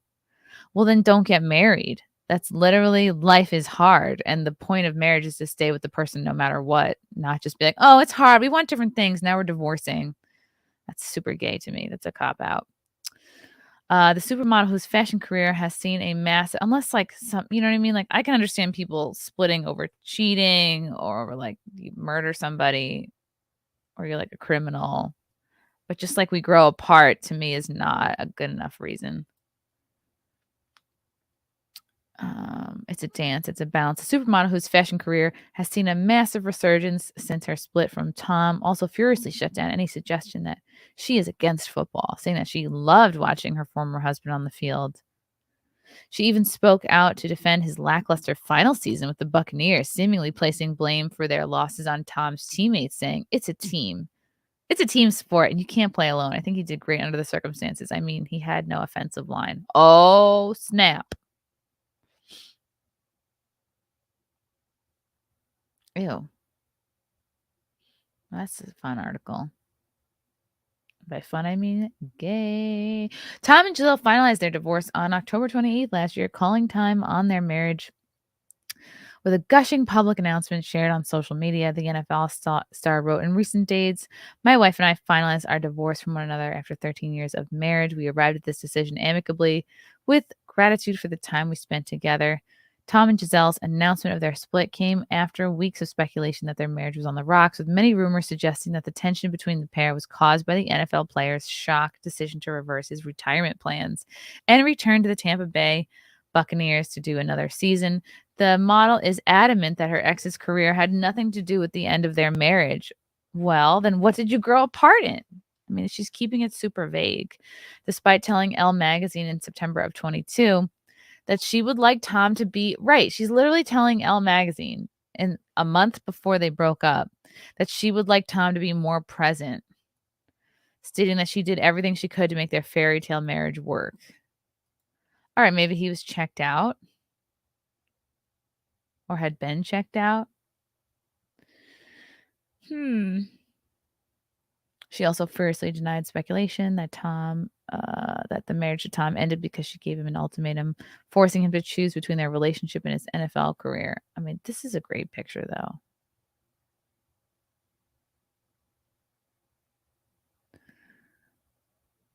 Since her divorce, Gisele has been romantically linked to 2 men, including her hunky jiu-jitsu instructor, Joaquin Valente.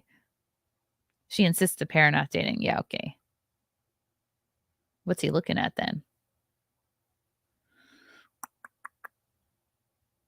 In fact, she even made an elusive comment on Tom's previous claims that she gave him a boot on the football field with some witchy rituals, including binding altars. Oh, is she witchy? Confirming that she did give him spiritual support in the form of homeopathic floral paths, an onyx protection stone, and a statue of Hindu deity Ganesha. She stops short of calling herself a witch, however, insisting that she simply loves astrology and crystals and believes in the power of nature. I mean, yeah, I like crystals too. But I would never if my husband was a professional athlete, I would never be like, here, take a labradorite. Since the split, Gisele has been linked to 2 men. Her jiu-jitsu instructor, and then Elle Macpherson's billionaire ex-husband, Jeffrey Soffer. However, she insists that she is not dating either person. Yeah, okay. You don't have to date to bang. At this point, unfortunately, because I'm divorced, I'm sure that they're going to try to attach me to anything. However, Gisele was full of praise for Joaquin, who trains her and her children in the art of jiu-jitsu, and has been regularly spending time with the fashion star and her kids during their frequent trips to his native Costa Rica.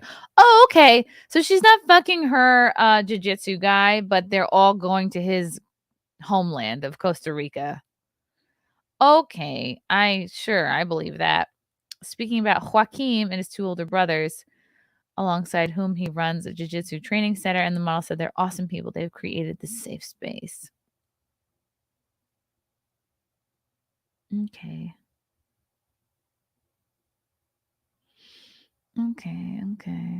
Instead of romance, Gisele says she is focusing her full attention on 2 key aspects of her life: her role as a mother to the 2 children she shares with Tom, Benjamin 13 and Vivian 10. They're so young still. While also reigniting the fashion career she put on hold for so many years because she was supporting her spouse's football dreams. So it kind of sounds like she wants to put her career before his. The model has already appeared in high-profile campaigns for Louis Vuitton, a shoe brand Arezzo, and starred on the cover of Vogue Italia. That's Italy. And her agent vowed to Vanity Fair that there are more really big fashion moments in the works for her. During her marriage to Tom, Gisele took a step back from her high-profile career, leaving New York and moving to Boston, then Tampa, where her then husband played for the Patriots and the Buccaneers, respectively. But these magazines, when they do shoots, can't they shoot you anywhere? Won't they fly you anywhere or fly people to you? Still, while Gisele's own career was put on the back burner while her husband, I feel like Gisele already made millions of dollars. She insisted she felt no bitterness over her role as a wife and mother, saying that she actually relished the opportunity. Yeah, it sounds like this is what she decided. She intentionally stopped with the modeling to be a mother and a wife. Do you know how grateful I am that I got that time for myself? She told the publication. I breastfed my kids until they were almost 2 years old. I was taking them to school every day. I was making them breakfast, lunch. I was there. I was there, which means she doesn't feel like Tom was there. So she has resentment over him. That's what it sounds like. Gisele is clear that she has her own goals for the future, however, explaining that she has her own dreams and wants to show her children what's important in life, that you find real fulfillment. This is Bridget Moynihan, who also has a son with Tom Brady. Wow, Jack is 15 now. I remember when Bridget Moynihan took her kid Jack to interview him for kindergarten for the school I used to work at on the Upper East Side. I remember when she came in. Interesting. Speaking about her children, the model includes Jack, 15, Tom's son with model Bridget Moynihan, who revealed to the football star that she was pregnant while he and Gisele were in the beginning months of their romance. Oh, yeah, I remember that. Although she described the moment as a challenging situation for all of us, Gisele said that she has always felt blessed to have Jack in her life, adding that his birth in 2007 awakened in me this desire of being a mom. Although she and Tom have now split and will reportedly share custody of their 2 children, Gisele suggests that she still very much wants Jack in her life. Yeah, I don't see how that's going to happen, Gisele. Adding that her co-parenting dynamic with Bridget is helping her to navigate her new dynamic with Tom and their children. She describes her relationship with Bridget, 51, as great, but admits it was not always smooth sailing between them, noting that you have to go through a roller coaster and hinting that the 2 women have had their fair. Yeah, because it's a kind of inherently competitive vibe there. Gisele says that her goal with Bridget and Jack was to always ensure that she was being the most helpful when it came to alleviating stress on the new mom, saying that she was determined that they all work together so Jack could have the best life. Yeah, it's going to be awkward no matter what. Sorry. Details of Gisele and Tom's divorce arrangement, particularly the details regarding the split of their $700 million shared fortune, have not been made public. However, it's understood that the pair are sharing custody of their 2 children. Oh my God, all my boys are here. How long were you sitting here for? 11 minutes. I'm so sorry. 5. I'm new here. I'm new. I'm Since like, the cat got I'm on my lap. blabbing about fucking Gisele. Nobody cares about Gisele. You were inviting, Cecil, what's up, buddy? what's going on? You were inviting Gino while I was in the back room. Yeah. Really? Yes. I did not see you. It's not a bad thing. You were busy with your story, boo. Been here since noon, he says. You must have just come on before I launched into this long Gisele article. You like this story Why do you think Gisele and Tom Brady split up? because they got options and plenty of money. Yes, thank you. Poor people don't divorce willy-nilly like this. My parents never entertained the idea of getting divorced because guess what? None of them can remember their passwords. None of them can make Tinder accounts.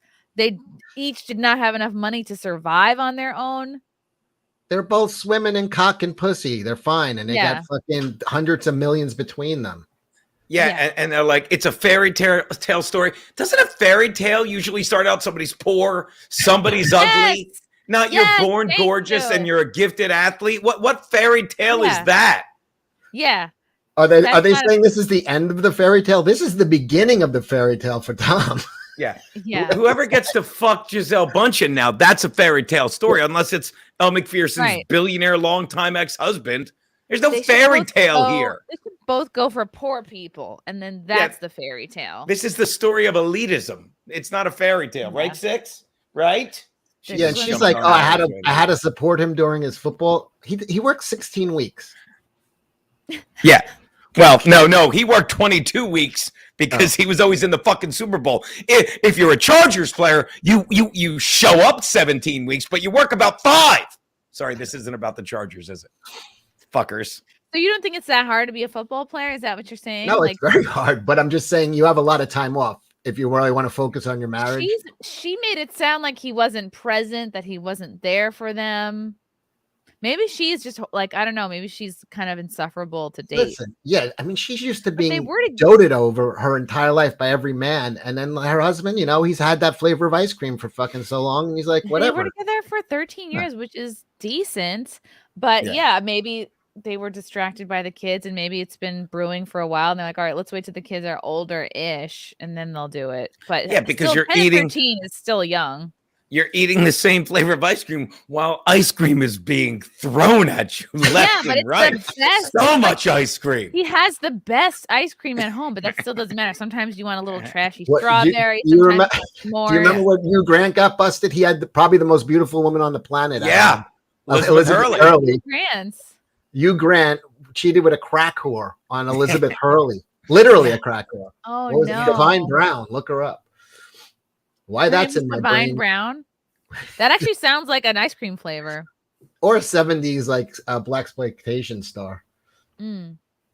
Divine Brown, and I'll suck off your man. Nice sunglasses, Cecil. Is this summer Cecil that we're seeing right now? Yeah, see, I'm out of seasonal. What is that? Sad. Seasonal. It's a change. The seasonal effect disorder. Yeah, I think it's going to be nice here in New York today, right? Though I mean, it's a little rainy but warm. I've been outside since this morning. It was raining when I was out. I think I'm going to see you guys on Saturday. Should I go to the Late Show or? Oh, come by the Late Show so we can get a litlittle sillier because I can't get hammered at the early show. I mean, I can, but I won't. Come by Vic Mignogna. He's going to be in that. He's in town, Vic Mignogna. Is he coming by? I think so. He wanted me to send him a ticket link, and I was just like, all right, I'll see him. So, yeah, he'll be hanging out. I know I was encouraging him to stay through Monday so he can do all of our shows, but I don't know if he's able to change his flight. But he'll be back. Oh, he could change his flight. Don't let him get away with it. Big star like that with that Chrissie Mayr money. Like, come on, baby. He could do the whole day. He could do the whole day at Compound. He could do your show, Gino. He could do the bosses. He could go to Sullivan's for a poop break, have some lamb chops, come back to my show. You do love the lamb chops there. Yeah, I gotta stop talking about them because everyone's gonna order them and then they'll be gone. I'm finally starting to yell at Ian more. Like the last few times I've been really yelling at him. Do you know the appetizer plate at Sullivan's is $60? And I just buy them willy-nilly. He ate half of it by himself. He had no sense of appetizer plate decorum. Like he had no appetizer plate etiquette. Right. He's not looking to see who all is interested. He's just like fucking inhaling it. Like he was trying to get the taste of ass out of his mouth, maybe. Maybe that was it. Maybe. Yeah, he was, because you put it in front of me. I was sitting at the bar and he was like on my shoulder like a parrot. Like I was Yeah. Then there was the appetizer plate before that when we had it by the door, by that table by the door, and he just was like, rah! Yeah. And this was after he ate his own food. I believe Big A actually said, "Who is this fucking pig?" I believe he said that at one He's point. a schnurr or a schnook, I believe the word. Frank was trying to explain to me like why I'm not good at like my people skills lack. Like I will be what I think is tolerant, and then I snap. A lot of people do that. Because in my mind, I've been putting up with shit for a long time, and I go, now I've had it. But people don't see that. They just see me like You didn't set a boundary. You never made a boundary. And then people are like, why is she a cunt? I didn't know I was over it. Yeah. Yeah. Yeah. I feel I'm the same way. I've had this conversation with Keanu, who you could see at the I believe Stress Factory tonight with some hack. And yay, you guys. And I think we're all kind of the same. It's like, look, I could take a joke as good as the next, but when you just keep doing, then I push back. Everyone's like, whoa. Oh, Gino's not cool guy Gino anymore. Yeah, I don't get it. All I was doing was shitting on your show like they do on all the other shows. Yeah, our show isn't that show. Our show is great, and we talk about stuff, and we like each other. So when you bring that shit here and I shit on you, don't be like, whoa, suck a dick. Yeah. Per se. Well, also Ian is, on the spectrum, so he's not. That's the thing is like he's very autistic. He still lives at home with his parents. He lies to his parents about where he is every time he comes to the show. He says he's at book clubs. He says he's at like book clubs, youth, like Jewish youth meetings. I don't know, wherever like the different places he says he is. Hitler youth meetings, whatever. Yeah. It's the opposite of that. Like it's as ridiculous as a book club saying you're going to the Hitler youth. You're not going a book. There's no such thing as a book. I'm in an Audible chat room, maybe. But no one's at a book club. Carry a book around with you, like have one in your. The way that Jimmy carries a football around to remind us.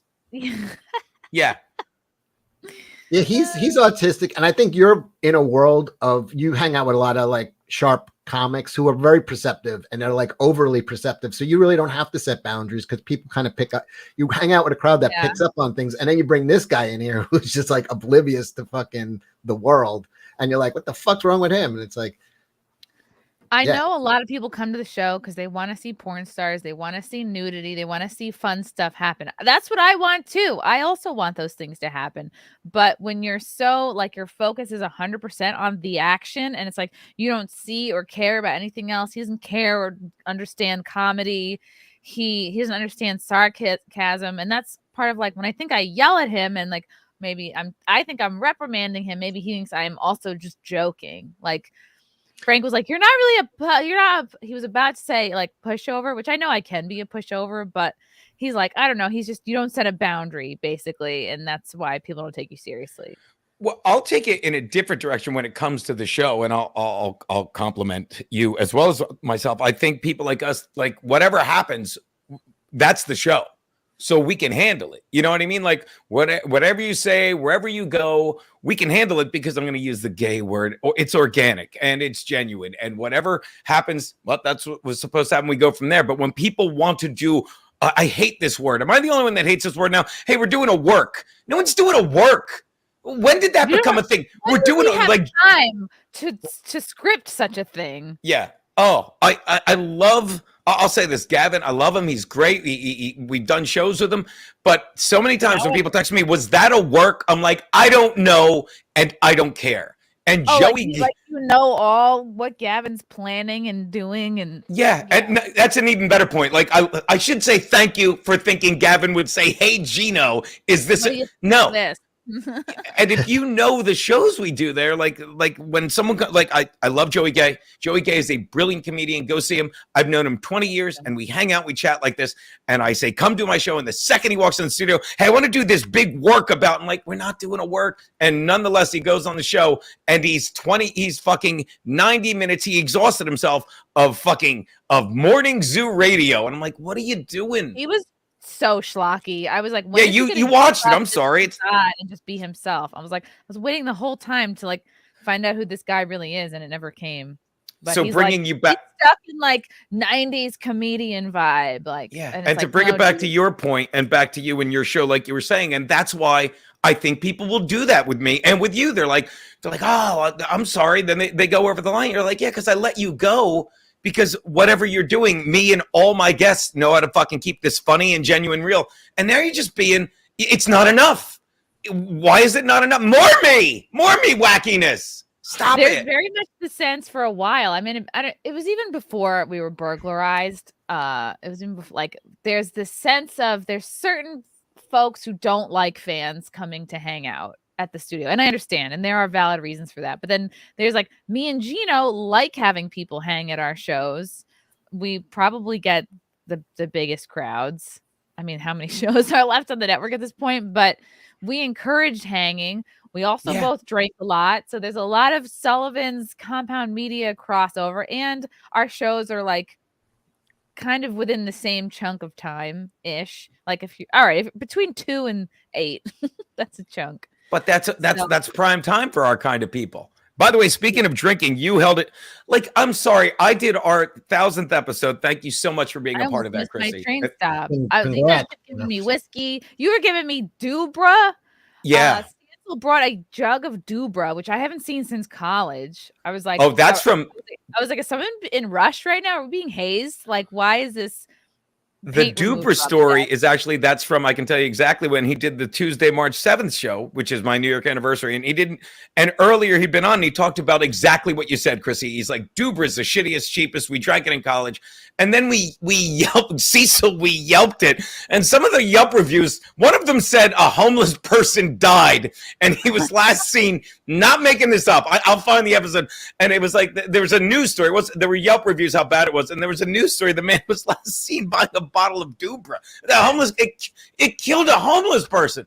And so we're drinking that and it was left over. So of course we got to that. But my point is, so I do our show and it's great. We're excited about the next 1000.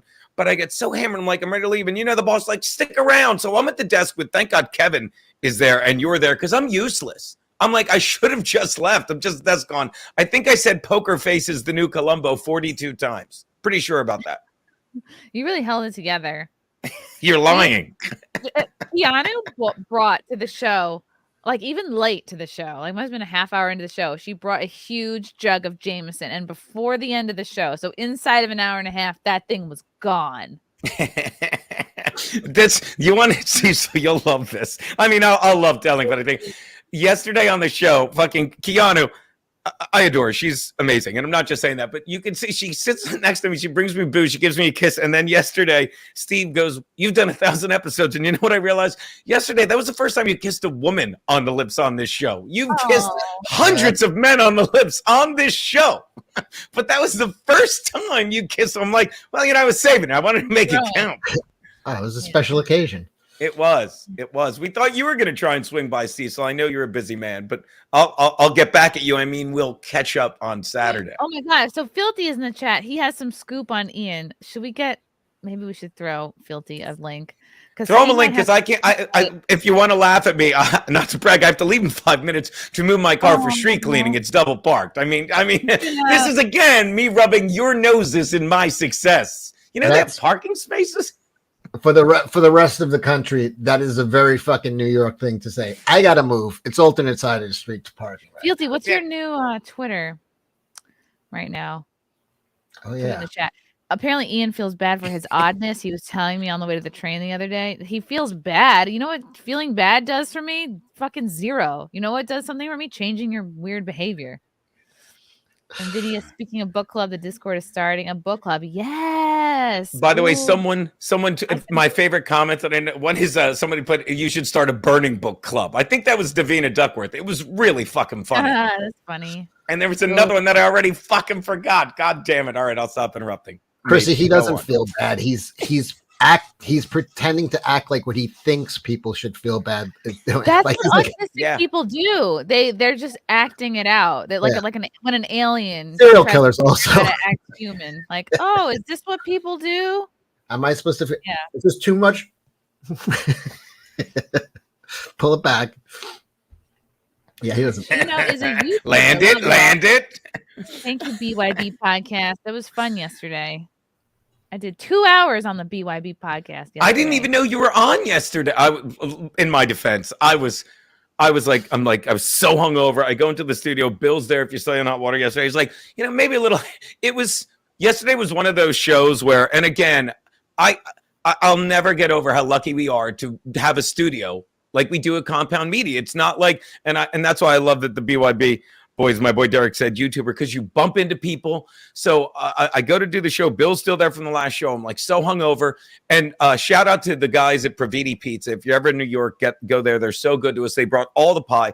And I'm sitting there saying, like, I came in today. And the guy Kevin from Praviti shows up right before the show. I'm like, what are you doing here? He's like, we got so drunk. He's like, I left my jacket and my car keys here. So I'm like, well, just sit on the show a few minutes. He sits on the show. Pizza shop if he's here. I don't know. So he sits there 5 minutes. Bill starts talking from the couch with the dog, and he's like, maybe a hair of the dog. So he goes and gets some Tullamore Dew. We're drinking with Kevin. And then we're talking about how great the pizza is, but we didn't get any because we were so drunk and it was gone. He's like, I'll order some. And next thing you know, it's like a hungover pizza party day. And it was so fucking, and you just don't get that if you're a YouTuber, Derek, which I'll be tomorrow. I'll be YouTubing, I think, 3:00 if you want to come by. What happened at 2:00?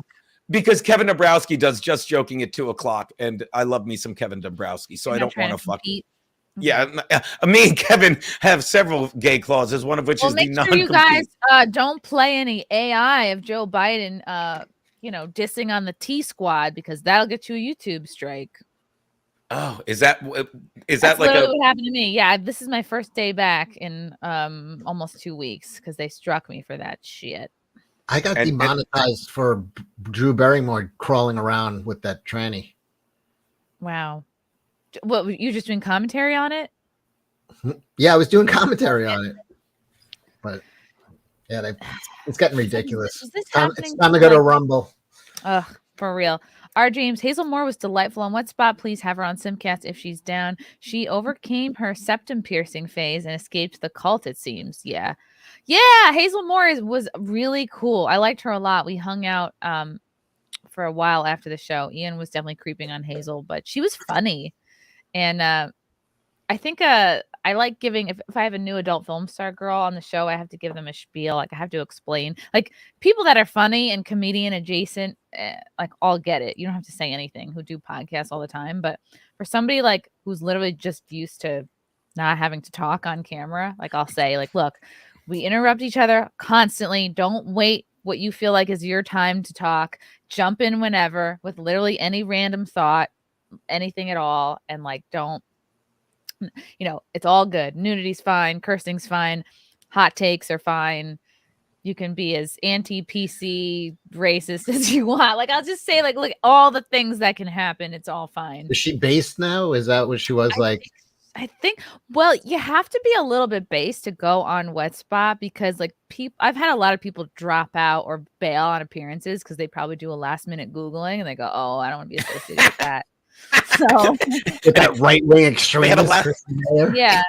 So if you actually make your way onto Compound Media, like, I think that says a lot about you. Like, you're definitely not a brain dead liberal if you're on the network at all.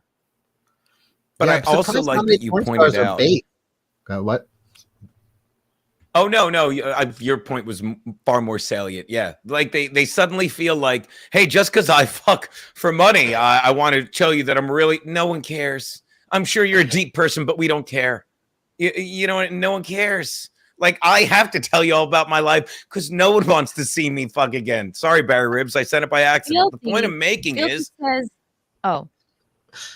What's your point? I didn't no, I was being sarcastic. I had no fucking point. When I have no point, I end it by saying the point I'm making is because I had none. I'm sorry. Please read this. Ian and I take the same train home, and he is self-aware of how he is, and he is trying to pull it back. I think he just struggles with the impulse control. He is hilarious, though. I have never seen a hilarious moment from Ian. Maybe he's just funny on the train. Just you. Is he self-aware like Sky? He's like self-aware like Skynet. Like he's gonna start killing. I was killing on the train. No, you weren't. How? Yeah, it's no use of anybody if he's just funny with just one person. Yeah. And I like that you pointed out on your show, you're like, yeah, we interrupt each other, blah, blah. And is it just me? And feel free to say, gee, get over it. But it's like every now and then somebody like, oh, this guy's always interrupting. No, the only people that bitch about other people interrupting them is people that don't. They're the insecure ones that like, when I talk, everyone shut the fuck. No, it's a train. It's a train wreck. I did not know you were on Backyard Boys. I can't wait to watch that. It's like boot camp. All of our shows. It's like it's either you're not quick enough or you're not fast enough or you're not confident enough to actually say what you want to say. And like, that's, if you're not having a good time, it's because you need to work on one of those three things. It's an insecure. I always say this, and I love telling the story to give him props. There's a radio guy named Scott Farrell, and Scott Farrell's been doing radio forever. And he used to be on Howard 101, and fucking Levy got me on with him. And I used to do every Monday Night Football show with him. I'd sit there, we'd watch the game. But if you know Scott Farrell, he talks fast and a lot. And if you got 3 good jokes in over those 3 hours, because you had to let so much go and time it and kill it. And he always had me back. So I knew I was doing well, but that's how you learn. Like, look, you pick your spot. And if you don't get in, if you have a good joke and you never get it in and you're either like, well, I'll get the next one, or you're like, fuck, everyone's cutting me off and I have that good joke because you don't think you can think of another good joke. I haven't thought of one in decades, but I'm telling you, it's coming. It's coming, people. Scott Farrell, you got to wait for a breath probably because he doesn't. Yeah, it'd be great. Yeah. Fealty is definitely proving to be an Ian sympathizer, which is making me I don't trust him now. Is he an Ianite? Haha, I think he's just so unique. He's so unique. He makes me laugh. Definitely, it's not good if he is just around to be overly aggressive to the girls. He should be there because he likes the show. He doesn't like the show. He doesn't know any of our names. He was bailing when Holly didn't show up. He was like, I'm out. You're like, where the fuck are you going? I was like, I see you grabbing your coat, ready to leave. Guys, I gotta go because my car it's double parked. I'm a big star. But thank you for having me. I'm live streaming tomorrow at 3. Oh, and thank you, Chrissy, because after your show a couple weeks ago, I bumped into God forgive me, I forget her first name. Of course, Kevin. Yeah, Kate Meany. And she'll be doing In Hot Water Monday, along with some. Funny. I might have to move her a day because you should make fun of her because she didn't know who Anthony Cumia was like a day or two ago. She was it was like the day that Cumia was really hungover. It might have been the 1000th episode because I was there from morning, and I did it with Kate, and we're out in the waiting room, and Cumia's like super hungover, a jacket like kind of on him, and he kind of wakes up and like sits up, and she's like, "What's your name again?" And he's like, hi, I'm Anthony. And then when she left, I'm like, Anthony, you should have just pointed to the sign that said the Anthony Cumia Network. But in her defense, and I'll call her out, she seems like there's so many people that would have been like, oh yeah, I'm just fucking with you, because they got caught in a lie. But well, I wasn't there. I'm gonna ask her about it, but I think it's funny. She genuinely didn't know who he was, which is no, I don't think she did. But I don't think she tried to cover it up. Like, how many people would go like, oh yeah, I'm just kidding, I know who you are. She didn't. She's like, oh, but I'll ask her about it on Monday on In Hot Water. Chrissie, again, thank you so much for being a part of it and coming out and all that stuff. And Cecil, I will see you on fucking Saturday. Yep. Ooh. All right, later, kids. Yeah. Bye. Bye. This time I'm really leaving. He can't leave. Gino's always like, I have to get Cecil on my show. I'm like, don't you? I'm like, haven't I given you his number 1,000 No, times? we haven't. But okay. The last time I was supposed to call him, I was away in Chicago, and literally next week I'm going back to Chicago. My books finally came in. They're coming in Monday. So I'm going to be signing all week in Chicago.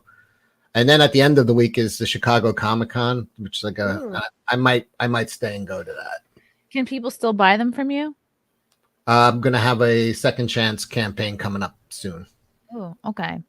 Yeah. Let me know. I'll RT it. Quick, claim the account name. I don't know what that was from. Russell Hall, everyone put Cecil in a corner. Yeah. Oh.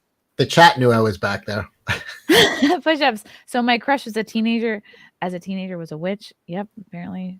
Who's that? Gisele.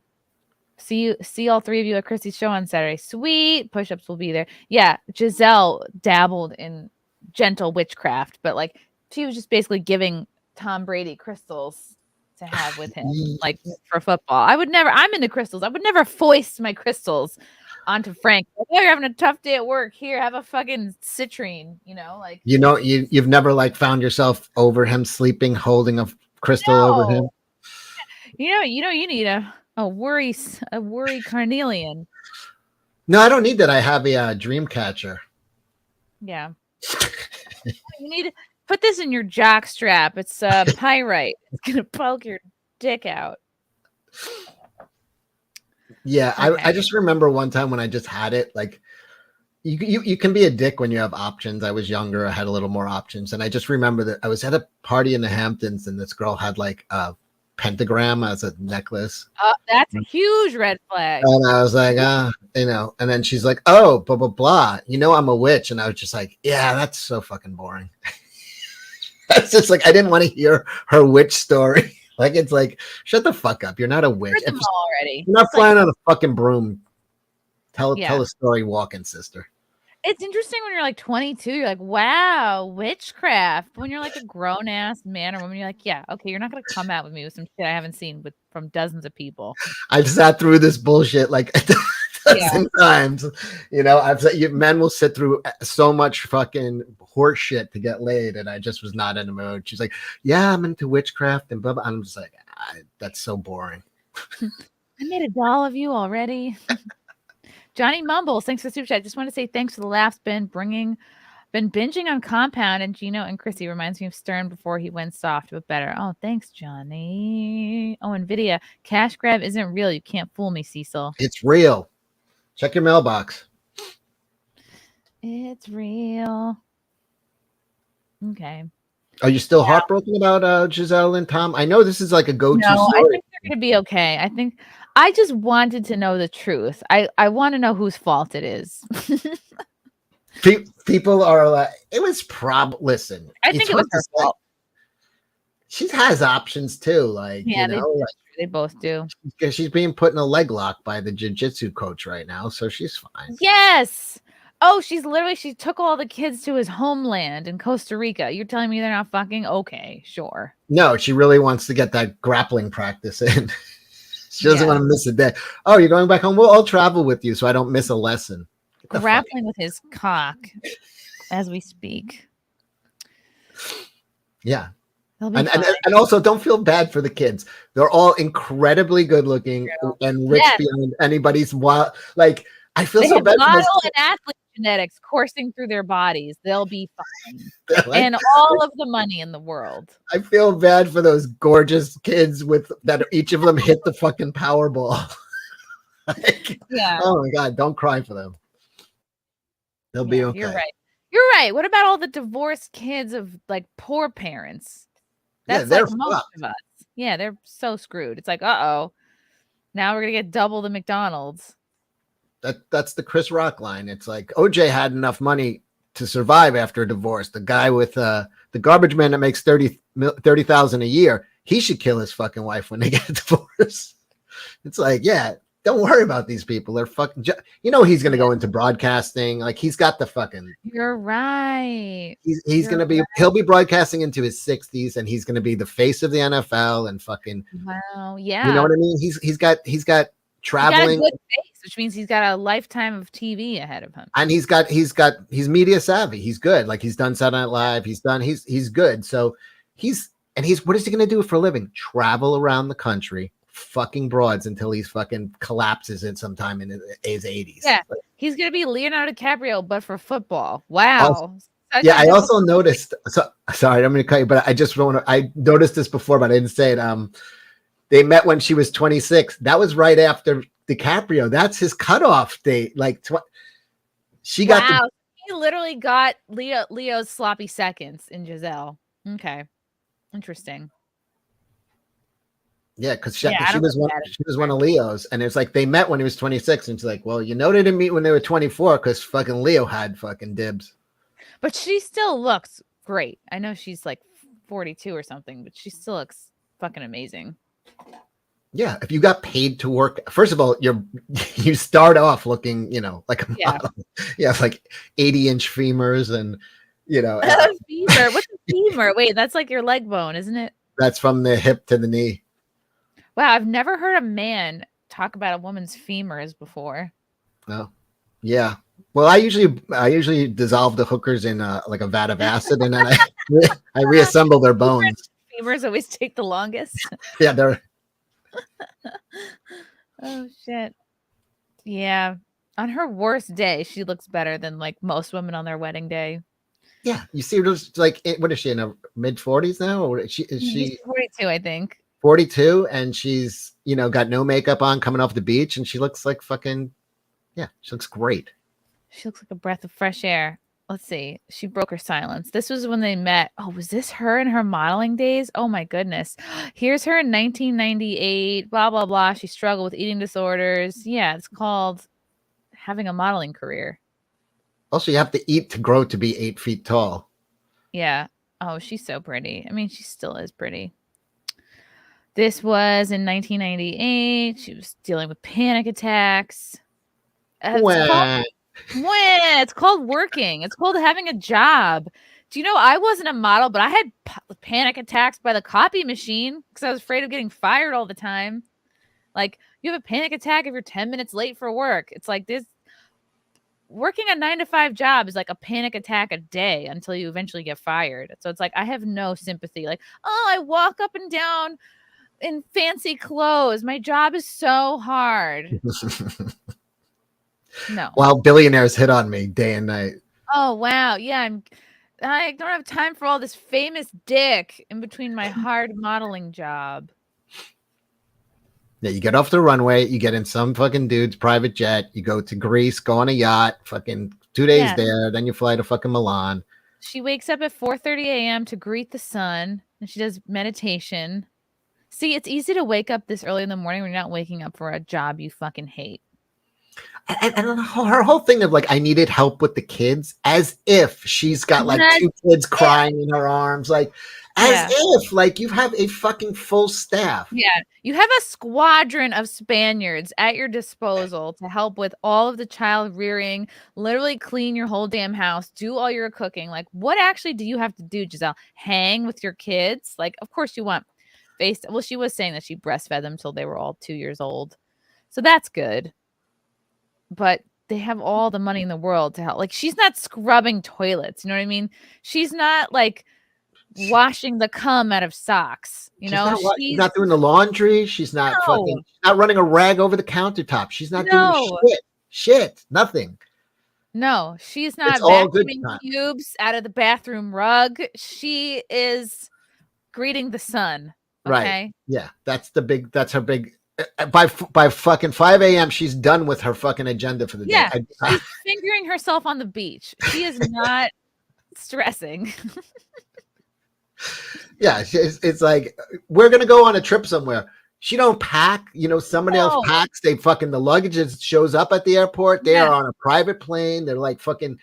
They live in another reality. Don't even pack. They probably just go on a plane. They arrive and they buy all the shit they need for the trip. Then they light it all on fire before they get back on the plane to come home. Even they better. Don't even have luggage. Even better, it's probably she don't buy it. It's probably donated by all the fucking people. It's waiting for them because they want to get snap a picture of her and the kids in their outfit. Right. It's just waiting. There's just fucking everything's. That's the weird thing. The richer you are, the less you pay for shit. She's getting free shit. Yep. Fuck them, actually. I'm angry now. Wait, what else does she do? She walks her dog alongside the beach at 5:30 a.m. She does a 20-minute Devi prayer. What is that? Is that satanic? Devi prayer. I don't. Is that Buddhist? Is that like? Is that Oh, it's like Hindu. Do a 21. No, why you gotta go to Hinduism when you have a perfectly good Christianity right in front, right at home, right in front of you? Why gotta go out for Hinduism when there's perfectly good Christianity at home? Yeah, they even got that giant Christ the Redeemer statue in Brazil. Just look up. Yeah. Oh, right. She's Brazilian. Whatever. Sunrise performs her daily sun ritual, which sees her closing her eyes, tilting her chin up at the sky, and letting sun go on her face. Wow. Did you know that having a moment to yourself is actually a fucking ritual? Okay. Post-sun ritual nurtures her body with a smoothie made from fruits and vegetables harvested in her own hillside garden. An endocrine glands. This sounds the blood of children. This sounds like Gwyneth Paltrow when she revealed her morning routine. She's like, I have some bone broth and, just I breathe. And a stem cell smoothie. She's anorexic. But I think that Gwyneth's team put that like piece of news about her day, like her PR team was like, oh, we're gonna put this out there because they didn't like that she's being, I think, indicted for some kind of ski snafu. Like she hit a skier a couple years ago, and the guy's suing the fucking pants off her. She took off. She just left. Yeah. She gave him a traumatic brain injury. Hit and run. She's like, smell you later. Mm-hmm. Send him a gift basket. There's probably a fucking publicist that skis next to her that she just shouts orders at. Oh yeah, part of Gwyneth's daily routine is like she squeezes pussy juice into her candles. Like she sits on a kitchen lemon juicer. Like that's how I imagine she gets her candles. No, I think she sits like a cow on one of those machines that sort of milks her. She's in a factory, and the candles just go under her one at a time. Beep on a conveyor. Each one gets a drop. Remember the old lemon juicer? It has a handle. Oh yeah, like the orange juicer. Yeah, that's fun. You think she does like a twist on it, squats on it? She sits on it, and that's how she makes the pussy juice candles. A little squat and twist, yeah. Just all right. I'd buy that candle. Part of my morning ritual. Anyway, no, I don't hate Gisele or Tom Brady. I just think they're not listening. You could tell. You could be honest. I'm not mad at her. I think it's fun to make fun of their wonderful life. This is why people are kind of over celebrities, because you read shit like this and you go, okay, your problems are not really. No, they don't have problems. There's no. It's hard to feel bad for your problems when our problems are poor. Worse. This weekend, she's going to Costa Rica with her kids to fuck her jiu-jitsu coach. That's her problem. That's her big problem this weekend. I don't know.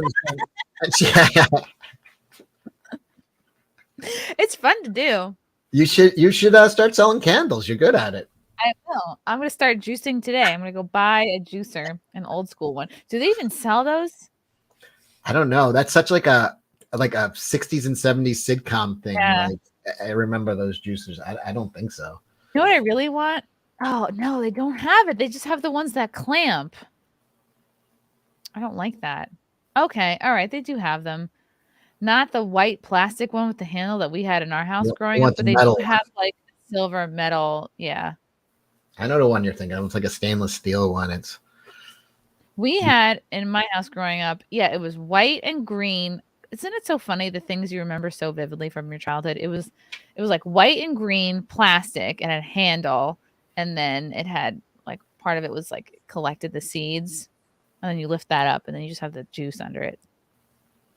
Did you have like leftover appliances from the 70s, like burnt brown or avocado or? Ooh, no, but I do remember my mom had like a 70s kind of Tupperware collection. They were like all like yellow, like mustard yellow, like burnt orange colored, and they all had like the lids with the Yeah, I remember in design. like the mid 80s, like my parents redid their kitchen and it was like all of the 70s, like we had burnt orange oven and hood. And it was so fucking 70s. Look at this. Oh my God. It's like bringing me back. Look how expensive it is though. Why? Look at this. Look at that. Yeah. $52 for two of them? You don't want that in your kitchen? Oh yeah. Someone's this Amazon seller is making a killing on this and they know it. I can only see like people that are shooting movies based in the 70s buying the shit. Like they need to fucking stock a kitchen. Why would you why would you prefer this over a clear one where you can see what's inside? You're like, no, I want to be completely surprised what's inside the Tupperware. Is it good? Is it fresh? Is it moldy? Is it a severed head? Who knows? I remember these things. These were big in picnics, like you'd not pick it, like yeah, I guess sort of like like a Tupperware party or like at picnic tables, you know, like where there was like a family thing and there'd be always a bunch of those on the table and you'd open it up and fucking expensive these ones are. Okay, vintage. wow. Look at this. $159. This is highway robbery. Are they new in vintage style or are they actually from that era? I mean, because that other ones were definitely from that era. I don't think they're making these new anymore. But they do look decent. I don't know. I don't trust it. Unless you found like a warehouse full of this shit, like that they're about to throw out. That's expensive though. Just for a I mean, the Tupperware stuff, you know, people got stuck with mountains of that shit because they were doing it. Oh, you'll make a side income selling Tupperware and you have to buy like cases and cases of this shit. So I'm sure people when they're buying like storage units that have been around for like 30 years, they like fucking all of a sudden pull out like crates and crates of fucking this Tupperware shit. You know what I think is a red flag when you see a woman, if you're dating a woman, go into her kitchen and if you see this, turn around and run. If you see all matching like light pink or same colored Tupperware, I think this is like denotes control issues. Like if everything is perfect and cute looking, I feel like there's something wrong with you. Is this bad? Is this a bad opinion? I think you're mad about something in yourself and you're taking it out on those girls. Oh, like maybe because I never had the money to have coordinating anything. And it's like everything was hand-me-downs or just like whatever was you could get from the dollar store. I don't know. There's nothing in my house that matches. And I know I bought matching things and I don't understand how other shit got integrated. It's like. Yeah, maybe that's I'm triggered because it's like this person's got it all together if their kitchen. You know, for years I would try to like in all the different apartments I lived in, like whether it was Brooklyn or Queens or whatever, even when I moved to Frank in like White Plains, we had our first apartment together. I was always like, oh, I'm going to get like new furniture or like a furniture set. And my mom would always say, no, like wait until you're settled down. And I'd be like, what am I going to be dead? Like this was years before I even wanted to get married, but it was like, oh, so I'm not good enough for a new bedroom set or like new furniture until I'm settled down. Like save it for your husband. You would furniture shame me for years. I'm like, well, what am I supposed to do? Like, what? Just get a lawn furniture until you find a man. Like you're like basically like you're not a person and you don't deserve nice things until you're settled down. Exactly. It made me feel so bad. Maybe I'm triggered by the Tupperware because it's like, Yeah. oh, you don't buy anything new. You don't deserve nice That things. girl's mom said, treat yourself, get the good Tupperware, throw this other junk out. You wanted that mom that said, just throw this crap out. And get a new set. You know what? I'll buy you a new set, Chrissy. Here you go. When I have friends, I've always enjoyed my friends over the years. Like they usually would come over my apartment or whatever, and like they help me with my closet or something. The friends that are like encourage me to like throw those away. Those are poor people's shoes. Or like that has a hole in it. Throw it away. Like donate. I always love somebody like that in my life that can just have a fresh set of eyes on all your shit and be like, no. Like someone who's good at throwing away is good to have in your life, because I have the tendency to like hoard and save, because like you never know when you'll be in a crisis situation and you'll need things. You got that from your parents. They never threw I have a anything Great Depression era mentality. They didn't throw anything out either, right? No. Yeah. So Yeah. it took me a long time to get that way, but now I'm just like, I throw shit out like crazy. Wow. Like I've given away, like I have so many comics. I have this huge collection. I'm like, I'm not moving again with this. I'm going to have it knocked down to a few boxes. I'm selling and giving away like most of my shit. I'm like, get it the fuck out of here. I don't need anything anymore. I'm going monk mode. I'm sorry if I insulted the matching Tupperware community watching the show today. I saw a lot of people like dropped out. There's a pretty Look, Fuck I'm this trying shit. to do better. I'm doing the work. When the microwave Are you cooks the gonna have- food. Oh, we're I'm going to get you matching Tupperware for your wedding. Oh God, please don't. I don't know. It's a bad Tupperware take. All right. You know what? The important thing is I'm breaking it down. I'm seeing where these feelings are coming from. And Muffin is here. Hi, Muffin. Yay. Muffin just got a bath. She's a little wet. It's Muffin. Can you hear her breath? Of course.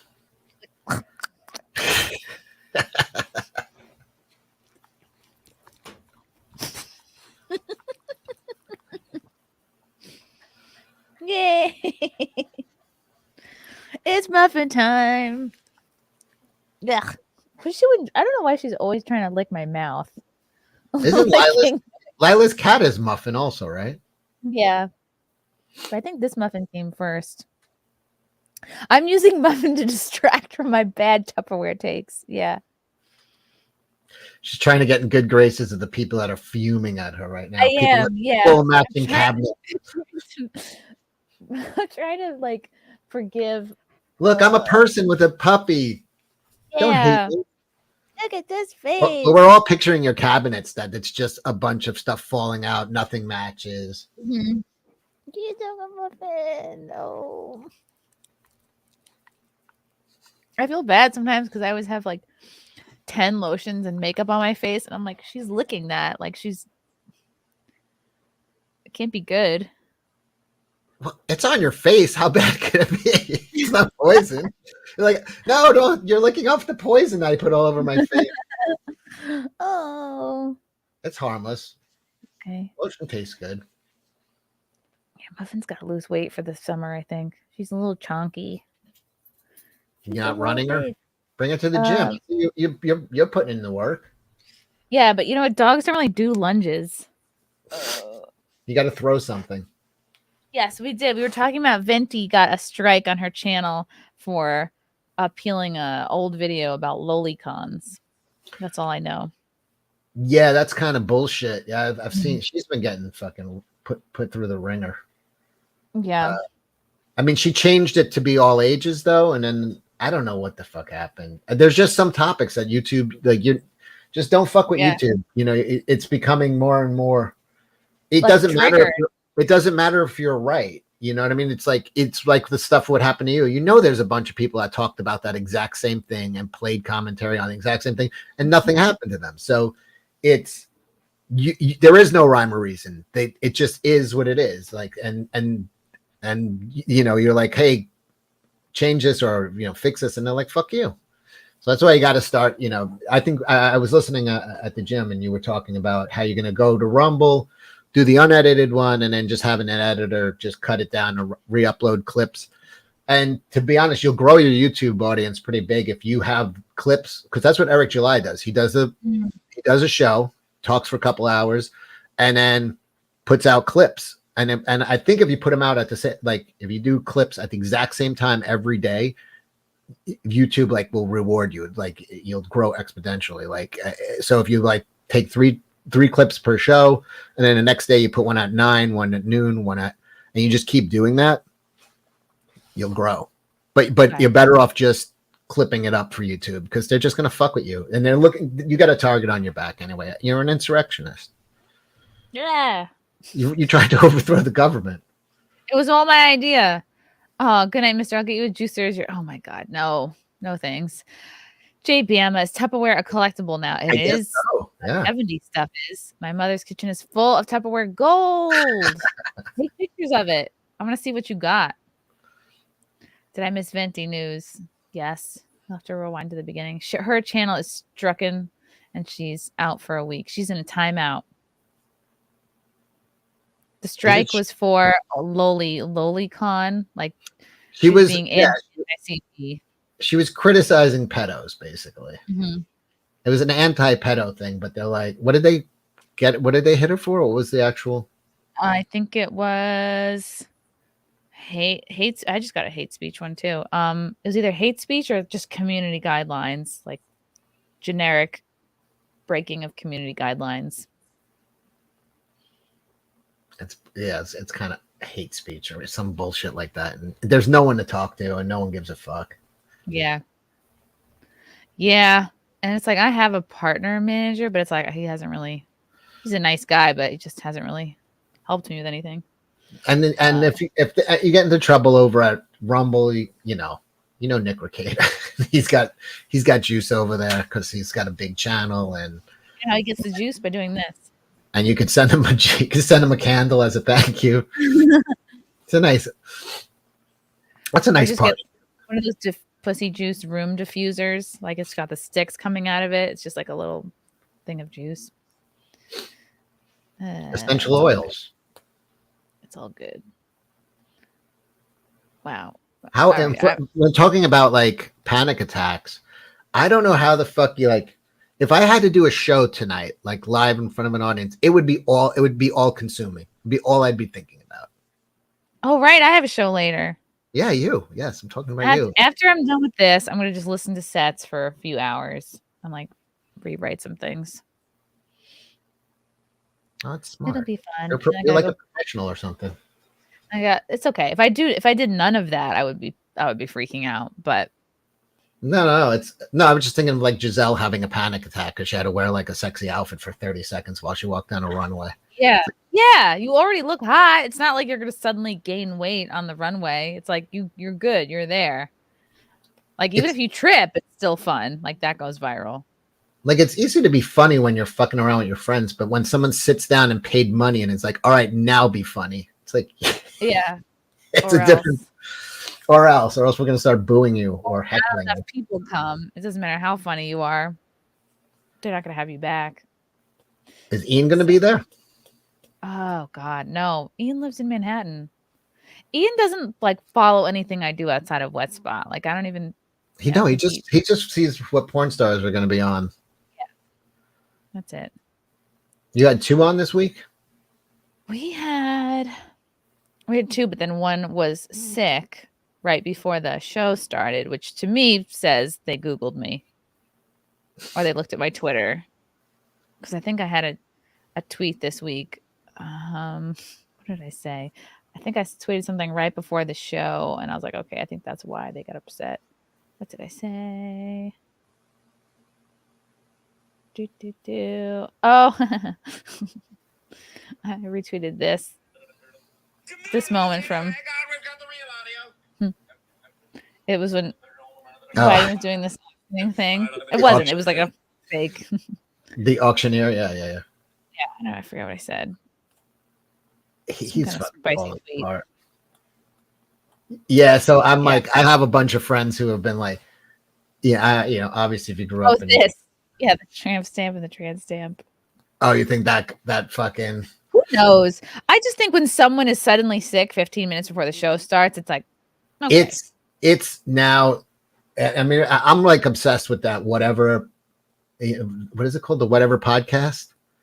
Yeah. I'm like fascinated just because you could see the like the brainwashing of these girls is ears. so that if you fucking say anything, it's like, no, they're a woman, and fuck you for even thinking that they're not. Like they are like, it is like embedded in their brains, and it's like, I won't even talk to you. I'll walk off. Like you cannot say that this, and it's like, to me, it's always been like, if you like, I've grew up in New York. I've known trannies my whole fucking life, you know, but it's like, if you're cool, I'll fucking call you whatever you want. But like, I don't. But then if you're like, hey, am I a woman? Like, I can be like, no, you know, you're not. Like when it really comes down to, I'll treat you like one out of courtesy, out of respect. You've always been cool, whatever, fucking. But no, they're like, no, you're not allowed to even think it. Like that's what the fucking problem is. It's like, no, you can't have that thought of like, Yeah. You know, I mean, it's not good enough for you to be like respect. Have the conversation. Not even have the conversation. It's like you're an asshole for even acknowledging the biological reality. It's like no. And let's say you know, because these girls, they get insecure. They know, okay, they know they're losing an argument or they have the wrong opinion. But it's like, at least stay there and explain why you have that opinion, because you know, your life, like I could tell you, like my dad has certain wrong opinions about certain groups of people. But if you were to sit him down and have him explain to you why he feels a certain way about a certain group of people, you'd be like, that makes sense with your life experience. And even these girls that are like, have no faith in men, they're like, oh, you got to be an independent woman, you don't need no man. If you take that back, there's a story of heartbreak, of cheating, of a lack of trust, of daddy issues, of a father leaving the mother stuck. There's a reason for a belief, or someone you trust, a friend convinced you of it. So just sit and explain that. I don't think it's nothing is really wrong if you explain how you got there. Because they know the argument falls apart. Like it's not that. I think like Jordan Peterson, that was kind of his big argument. It's like, he's like, yeah, if I meet somebody who presents as a woman and she's like, could you call me? And he's like, I'll do it, but I don't want to be forced to do it. Yeah. It's compelled. Now it's compelled speech. And that's something that we've never done as a government. It's not just freedom of speech. It's no, you're forced. You're being compelled to do this, and you will go to jail in Canada if you don't. Like it's compelled speech now. So we have government compelling what you can say by penalty of law. I think there's a few states that have it too. Like, you know, like misgendering and shit like that is like a fucking crime. Wow. It's insane. Yet certain types of racism is totally okay and encouraged and glamorized. So that's what's happening. Cecil, you got Jack show this Thursday. Is it on your channel? Are you gonna have Holly Hendricks on ever? No, we've had conflicting. I think her manager, Frank, was saying her manager was trying to get in touch with me. So okay. I think but I'm going to be away next week, and tonight it's on John's show. Okay, cool. And we'll get around to it. She's wacky, but we'll figure something out. Tonight, Jack show is on John Malin's channel, and I started a new show 2 weeks ago, Tuesdays with Cecil, which has been a big success. What time? 9:30 on Tuesday night, but I've had like 1,300 viewers. Live viewers. That's each awesome. show. I know, it's good. I had Alex Stein on Tuesday. Everybody check out his show. I actually tuned into it yesterday. It was a fucking madhouse. He gets amazing guests. He's doing great. He had some OnlyFans playmate chick, and I don't think he let her talk. I think she's a stand-up too. Really? Yeah. What's her name? Lauren something. And he wouldn't let her speak? That's funny. Like he was just in full Alex mode. He just broke out a thing of like, it looked like a brick of cocaine, and he's like, this is fentanyl, and he just starts snorting it. And then like he was, go check out this show. He's putting on a goddamn show over there. Go check out last night's Primetime Stein on YouTube. It's pretty damn good. Okay, let me see. Who is, because I see a clip that he made. Lauren Compton says Phantasm. I think that's Lauren Compton. Oh, Lauren Compton. Okay. I'll have to check that out.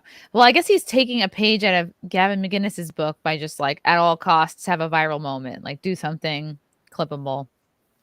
Yeah, it's pretty damn fun. Yeah, it's like it's weird. Like he was on my show as himself. Basically, he wasn't screaming, and we would just have. And a lot of my comments are just like, "Whoa, I like this. Like this was great." You know what I mean? I think sometimes it's too much over the top. By the end of the show, he calmed down, but he was like shot out of a cannon. That's how he is. Yeah. Yeah. That's awesome. All right, everybody check out Tuesdays with Cecil, Tuesdays at 9:30, and the Jack Show Thursdays. When is it? 10? And you could get a glimpse at me if you go to the Pear. What is it called again? If I always fucking forget. The Grizzly Pear Grizzly on Saturday. Pear. The Midtown one. Saturday. Yeah, it's gonna be fun. Thank you guys for watching. It's good to be back. Thank you, YouTube, for having me back. Oh my god. Oh, Greta got a doctorate, by the way. She got her doctorate. She got an honorary degree. Hope she chokes on it. All right, love you guys. We'll see you next time. Bye.